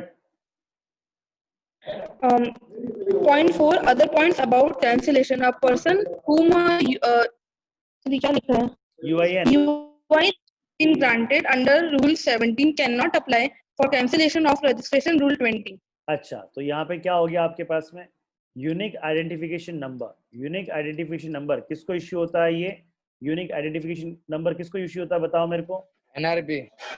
अरे NRP अरे NRTP वगैरह को इनको इश्यू होता है, या यूनिक आइडेंटिफिकेशन नंबर किसको इश्यू होता है भैया? जो एम्बेसीज होते हैं, UN ऑर्गेनाइजेशंस होते हैं, उनको इश्यू होता है, ठीक है। और वो अपने UIN किसके लिए होता है? फिर जिसको UIN इश्यू होता है वो रजिस्टर्ड ही नहीं माना जाता, तो जब वो रजिस्टर्ड ही नहीं माना जाता तो क्या कैंसिल करवाएगा? समझ में आया? Yes sir. हाँ जी, नेक्स्ट पर दिशा। The cancellation of registration will not affect liability of registered person to pay tax and other dues under the Act for any period prior to the date of cancellation. समझ में आती है Section 29 Clause 3. बात समझ में आती है ना? ये तो भैया तुम्हारा कैंसिलेशन हो गया, तो जिस डेट से कैंसिलेशन हुआ है उसके बाद की लायबिलिटी खत्म है आपकी, लेकिन उससे पहले की कोई लायबिलिटी है तो आपको देनी पड़ेगी। Third point, The cancellation of register under either CGST Act, UGST Act shall be deemed to be cancellation of register under CGST Act, Section 29 Clause. S में कैंसिल तो ऑटोमेटिकली किसमें है? C में भी कैंसिल। चलिए, हाँ जी। But once registration is cancelled by the tax authority, the taxpayer will be intimate about the same via SMS and email. Order for cancellation of registration will be issued and intimate to the primary authority, signatory by email and. हाँ जी, SMS। ये simple सी बात है, एक बार आप cancellation हो जाता है आपका, आपने रजिस्ट्रेशन कैंसिल कर दिया, तो रजिस्ट्रेशन कैंसिल कर दिया तो अब क्या होगा बेटा आपका? अब आपको इन्फॉर्मेशन दे दी जाएगी, मेल भी आएगा आपके पास में, इन्फॉर्मेशन का मेल भी आएगा, प्लस आपके पास में SMS भी आएगा। क्या आएगा आपके पास में? SMS भी आएगा। चलिए, this is the point, this is the a bit important point. But wait, Taxpayer will not be allowed to file a return for the period after date of cancellation mentioned in the cancellation order. However, he can submit return of the earlier period, that is, for the period before the date of cancellation mentioned in the cancellation order for which registration was active. हाँ जी, ये यहाँ पे ध्यान रखना, date of cancellation या date of cancellation जो होता है, डेट ऑफ कैंसिलेशन का जिस ये जो है, जो डेट ऑफ कैंसिलेशन है हमारी, यानी जिस दिन से हमारा रजिस्ट्रेशन कैंसिल हो गया है, जिस दिन से हमारा रजिस्ट्रेशन कैंसिल हो गया है, उसके बाद के पीरियड के किसी भी तरह के कोई भी रिटर्न हम उसके बाद में नहीं फाइल कर सकते।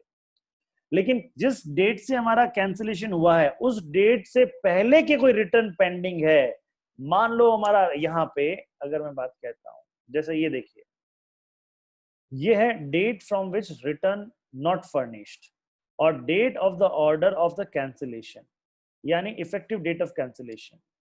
मैंने क्या है, मैंने 1 मार्च 2019 से रिटर्न ही फाइल नहीं किया। अब क्या हुआ?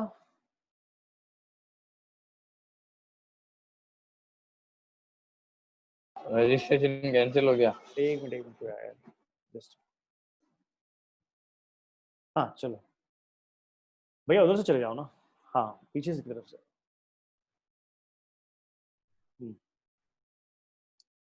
हाँ जी, सो अब देखिए यहाँ पे इसको थोड़ा पढ़ लेंगे।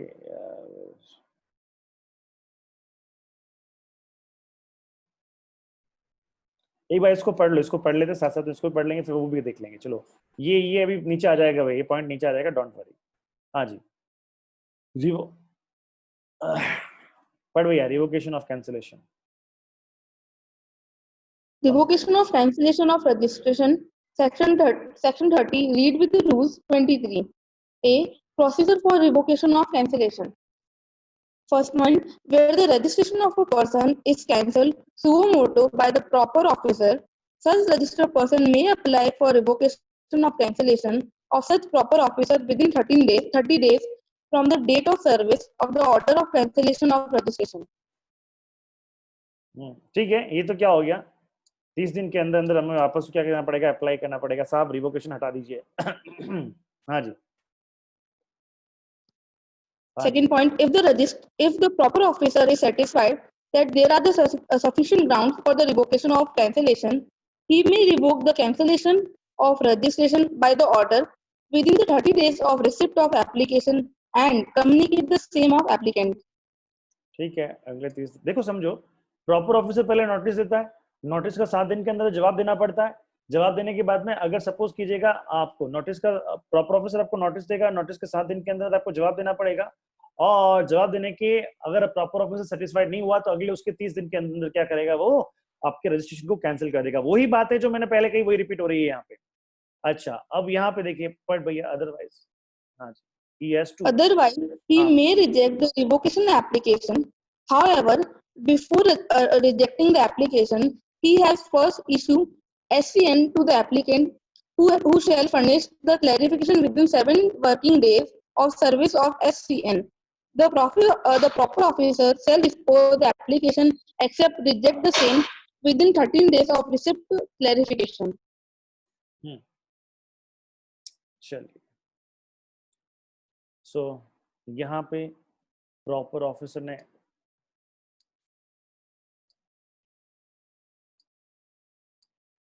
रजिस्ट्रेशन कैंसिल किया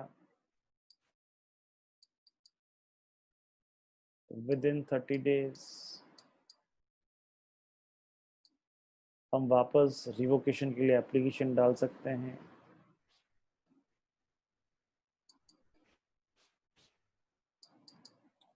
proper officer show cause notice issue करेगा,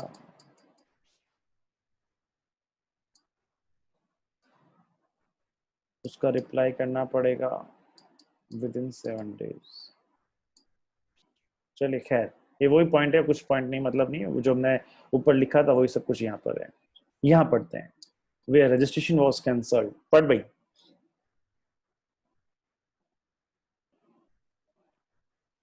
Where registration was cancelled for the failure of registered person to furnish return. हाँ जी, तो क्या कह रहा है, एक मिनट, तो क्या कह रहा है यहाँ पे कि रजिस्ट्रेशन कैंसिल कर दिया। क्यों कैंसिल कर दिया? क्योंकि रजिस्टर्ड पर्सन ने रिटर्न ही फाइल नहीं किया, 3 महीने का 6 महीने का रिटर्न ही फाइल नहीं किया। तो अब क्या करेंगे? पढ़ भाई। Where registration was cancelled for the failure of registered person to furnish return. Before applying for revocation, the person has made good the default. That is, the person need to file such return. However, the registration may be cancelled by the proper officer either from the date of order of cancellation of registration or from the retrospective date. ठीक है, सीधी सी बात है भाई, आपने नहीं किया है तो अगर आपने रिटर्न फाइल नहीं किया तो प्रॉपर ऑफिसर क्या करेगा, आपका रजिस्ट्रेशन कैंसिल कर देगा। But where the registration has been cancelled with the effect from the date of order of cancellation of registration. Has you already seen, the common portal does not allow furnish of return after the effective date of cancellation, but return for the earlier period, that is, for the period before the date of cancellation mentioned in the cancellation order, can be furnished after cancellation. हाँ जी, देखो समझो, यहाँ पे अगर suppose कीजिएगा, अब यहाँ पे कैंसिलेशन का ऑर्डर आ गया है,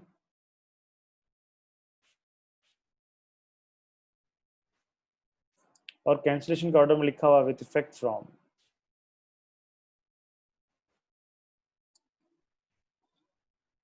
फ्रॉम 1st September 2020, यहां से कैंसिल हो गया। अब हमने रिटर्न 1 जनवरी से नहीं भरे हैं,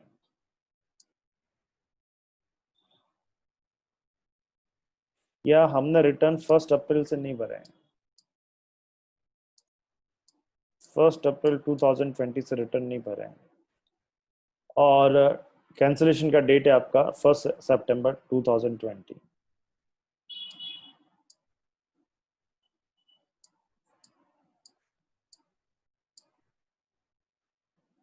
इसके बाद में हमने इसको रिवोक करवाया। तो अब क्या हुआ कि ये जो पीरियड है, इस पीरियड के रिटर्न हम इसके बाद भी फाइल कर सकते हैं।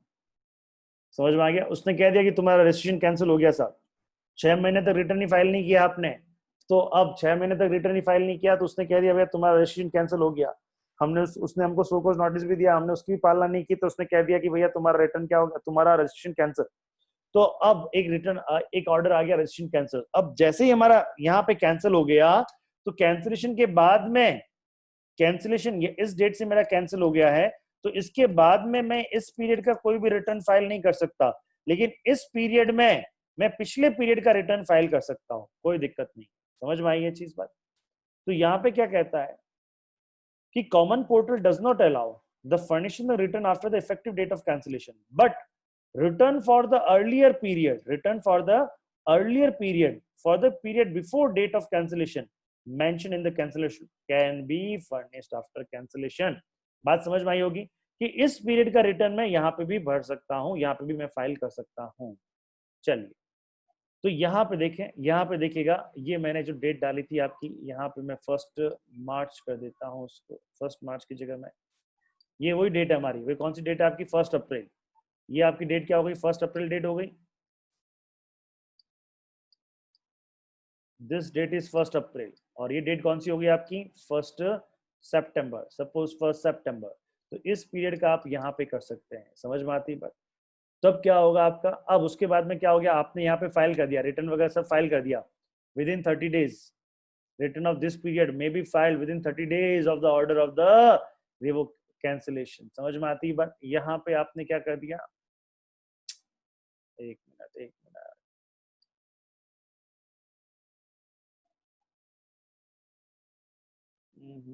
इरेजर ये रहा,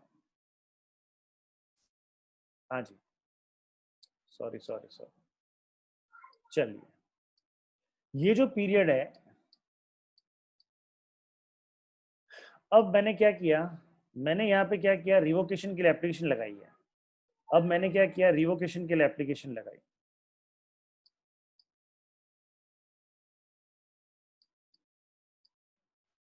अब रिवोकेशन के लिए जो मैंने एप्लीकेशन लगाई, तो रिवोकेशन के लिए एप्लीकेशन लगाई, तो यहाँ पे देखिएगा, मान लेते हैं कि मैंने क्या किया, 15 सितंबर या सपोज 1 अक्टूबर 2020, 1 अक्टूबर 2020 को मैंने रिवोकेशन के लिए एप्लीकेशन लगाई।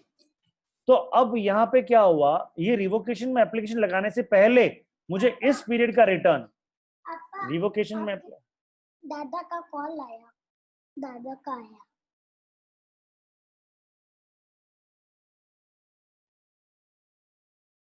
एक बार बात कर लेना, दादा का कॉल आया था, कहते पापा क्लास ले रहे। रिवोकेशन एप्लीकेशन लगाने से पहले मुझे क्या करना पड़ेगा, यहाँ पे इस पीरियड के दौरान मुझे क्या करना पड़ेगा बेटा, इस पीरियड के दौरान मुझे पुराने पीरियड का रिटर्न फाइल करना पड़ेगा। चलिए, तो जब मैं क्या है, सितंबर से लेके अक्टूबर के बीच में, यानी सितंबर के मंथ में मैं रिटर्न फाइल कर रहा हूं, तो क्या मैं सितंबर के मंथ का रिटर्न फाइल कर सकता हूं क्या? नहीं साहब, सितंबर के मंथ का रिटर्न में फाइल नहीं कर सकता, सितंबर के मंथ का रिटर्न में फाइल नहीं कर सकता। समझ में आ गया ये चीज? चलिए, यस सर। अब मुझे, लेकिन यहाँ पे मैंने इसका रिटर्न मैंने फाइल कर दिया, और यहाँ पे मेरा रिवोकेशन हो गया, एप्लीकेशन का रिवोकेशन चलो हो गया, तो अब फिर मुझे ये जो टाइम पीरियड है, इस टाइम पीरियड का रिटर्न भी मुझे फाइल करना पड़ेगा। और वो कब फाइल करना पड़ेगा? With in the 30 days from the revocation, with in the 30 days from the revocation. समझ में आई ये बात? सर ये सितंबर मंथ का रिटर्न? हाँ जी, अच्छा ठीक है सर। भैया सितंबर मंथ का रिटर्न आपको फाइल करना पड़ेगा ना। हाँ जी बोलिए सर, ये नहीं समझ में आया सर सब। चलिए, मैं वापस कहता हूँ, 1 अप्रैल से मैंने रिटर्न फाइल नहीं की है। समझ में आ गई बात? यहां से रिटर्न मैंने फाइल ही नहीं की है। अब क्या हुआ, 1 सितंबर को ऑर्डर आ गया कि भैया तुम्हारा रजिस्ट्रेशन क्या हो गया, कैंसिल हो गया।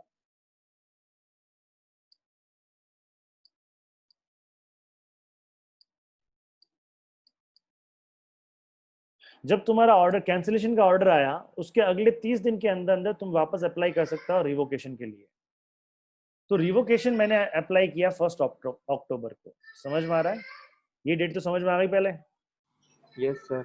हाँ जी। अब मेरा कैंसिलेशन क्यों हुआ बताओ? रिटर्न फाइल नहीं करे आपने। रिटर्न फाइल नहीं किया। तो अब मैं जाता हूं साहब मेरे को रिवोक कर दो। अब मैंने रिटर्न फाइल नहीं किया, आप प्रॉपर ऑफिसर है, मैं आपके पास में आया, सर सर सर मेरे को वापस रिवोक करो ना, मेरा कैंसिलेशन, मेरा जो रजिस्ट्रेशन जो आपने कैंसिल किया। तो पहले मुझे रिटर्न तो फाइल करना पड़ेगा, नहीं करना पड़ेगा? Yes sir. तो पहले मुझे रिटर्न फाइल करना पड़ेगा। समझ में आ रही है बात? तो अच्छा, तो अब मैंने उनको बोला सर आपने मेरा रजिस्ट्रेशन कैंसिल कर दिया, तो रजिस्ट्रेशन कैंसिल करने के बाद में अब मैं रिटर्न कैसे फाइल कर सकता हूं? तो उन्होंने मुझे समझाया, अरे मेरे मूर्ख प्राणी समझ, आप तेरा रजिस्ट्रेशन कैंसिल कौन सी डेट से कैंसिल हुआ है? 1 सितंबर 2020 से कैंसिल हुआ है। लेकिन इसके बाद में भी आप जीएसटी के पोर्टल पे जाके रिटर्न फाइल कर सकते हो इससे पहले वाले पीरियड के लिए। समझ में आई ये बात? Yes sir. हाँ जी। तो यहाँ पे तो रिवोकेशन आपको मिलेगा, लेकिन उससे पहले जाके उससे पहले जाके 6 महीने का या जो भी आपके रिटर्न है, 4-5 महीने 6 महीने जो भी आपके रिटर्न है, वह रिटर्न आप फाइल कीजिएगा। समझ में आता है कि नहीं आता है? Yes sir. तो यहाँ पे रिवोकेशन की एप्लीकेशन देने से पहले इस टाइम पीरियड के दौरान मुझे ये रिटर्न फाइल करने पड़ेंगे। Previous return need to be filed. आ गया? समझ में आ गया? सर इसका ऐसा कोई डेट नहीं है जैसा उसने ऑफिसर ने बोला कि तुमको ये रिटर्न फाइल करना है इतने दिन के अंदर और अरे वापस। भैया सिंपल सी बात है, उसने कैंसिल कर दिया, कैंसिल के 30 दिन के अंदर अंदर आप रिवोकेशन कर सकते हो, उसके बाद नहीं कर सकते। तो ऑटोमेटिकली ये रिटर्न फाइल करने की डेट क्या हो गई? अगले 30 दिन। Okay sir. आया समझ में? Yes sir. हाँ जी। तो ऑटोमेटिकली इसकी डेट क्या होगी आपकी? डेट एक तरह से इनडायरेक्टली डेट दे दिया ना, 30 दिन। क्लियर? Yes sir. अच्छा, अब मुझे चीज बताइए, यह एक तरह से इसको मैं कह सकता हूं, एक तरह से ये रिवोकेशन पीरियड, एक नाम दे देते हैं रिवोकेशन पीरियड। समझ में आ रही है? क्या नाम दे देते हैं ये? ये एक ऐसा पीरियड है जो कैंसिलेशन के बाद का है लेकिन रिवोकेशन से पहले का है। आया समझ में? Yes sir. अब क्या हुआ, यहाँ पे तुम्हारा रिवोक कर लिया गया, यहाँ पे तुम्हारा क्या कर लिया गया, यहाँ पे। तो मुझे एक चीज बताइए, इस पीरियड के दौरान, ये जो पीरियड है तुम्हारा, इस पीरियड के दौरान तुमने कहां तक के रिटर्न फाइल किए होंगे? अप टू द अप्रैल का रिटर्न फाइल किया होगा। अप्रैल, मई, जून, जुलाई, अगस्त। अप्रैल से लेके आपने कहां तक के रिटर्न फाइल किए थे? अगस्त तक के रिटर्न फाइल किए थे। अप्रैल से लेके अगस्त तक के रिटर्न आपने यहाँ पे फाइल कर दिए थे। क्लियर है? समझ में आ रहा है ये चीज? अच्छा, तो अब क्या हुआ, अब यहाँ पे ऑर्डर आ गया, यहाँ पे ऑर्डर आ गया कि भैया 1 सितंबर को, 1 सितंबर को जो तुम्हारा पीरियड, 1 सितंबर को जो तुम्हारा रजिस्ट्रेशन कैंसिल किया था, जो रजिस्ट्रेशन कैंसिल किया था उसको अब कैंसिल किया जाता है। यानी अब तुम 1 सितंबर से, अब तुम 1 सितंबर से वापस क्या हो गए हो? रजिस्टर्ड पर्सन हो गए हो। बात समझ में आई कि नहीं आई? Yes sir. हाँ जी। तो अब मुझे बताइए, अक्टूबर में मुझे पता चल गया, मुझे अक्टूबर में पता चला कि ओहो मैं तो अब सितंबर का भी क्या हूँ? रजिस्टर्ड पर्सन हूँ। क्या हूँ? सितंबर का भी मैं रजिस्टर्ड पर्सन हूँ। तो अब मुझे इसका रिटर्न मुझे अब वापस कहाँ भरना पड़ेगा? अक्टूबर में भरना पड़ेगा।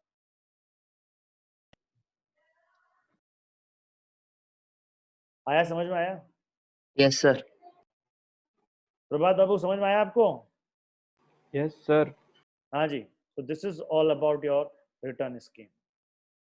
क्लियर? तो देखिए, तो ये क्या कहा, ये क्या कह रहा है यहाँ पे कि इस पीरियड का रिटर्न, यानी कि कौन सा, जिस पीरियड का मैं रिटर्न ही फाइल नहीं किया, इस पीरियड का रिटर्न में कहाँ या मैं भर सकता हूँ? That is applying for revocation, before applying for revocation. और इनडायरेक्टली टाइम लिमिट नहीं देगी है। टाइम लिमिट क्या है भैया? रिवोकेशन के लिए एप्लीकेशन कितने दिन में दे सकता हूँ मैं? 30 दिन में। तो इनडायरेक्टली क्या टाइम लिमिट हो गई आपकी? 30 दिन की टाइम लिमिट हो गई। समझ में आती है बात? अच्छा, उसके बाद में क्या हुआ? उसके बाद में अब मेरा यहाँ पे क्या हो गया मेरा यहाँ पे रिवोकेशन का, मेरे यहाँ पे क्या हो गया, रिवोकेशन का मेरे पास में क्या आ गया, ऑर्डर आ गया। तो रिवोकेशन का ऑर्डर आने के बाद में ये जो बाकी का जो पीरियड है, इस पीरियड का रिटर्न मुझे अगले 30 दिन के अंदर अंदर यहाँ पे भरना पड़ेगा। समझ में आती है? चलिए,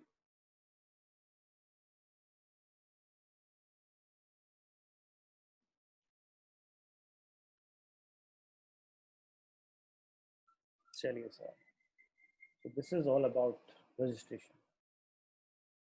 समझ में आया कि नहीं आपको रजिस्ट्रेशन? आ गया सर। क्लियर ये है? सर आ गया।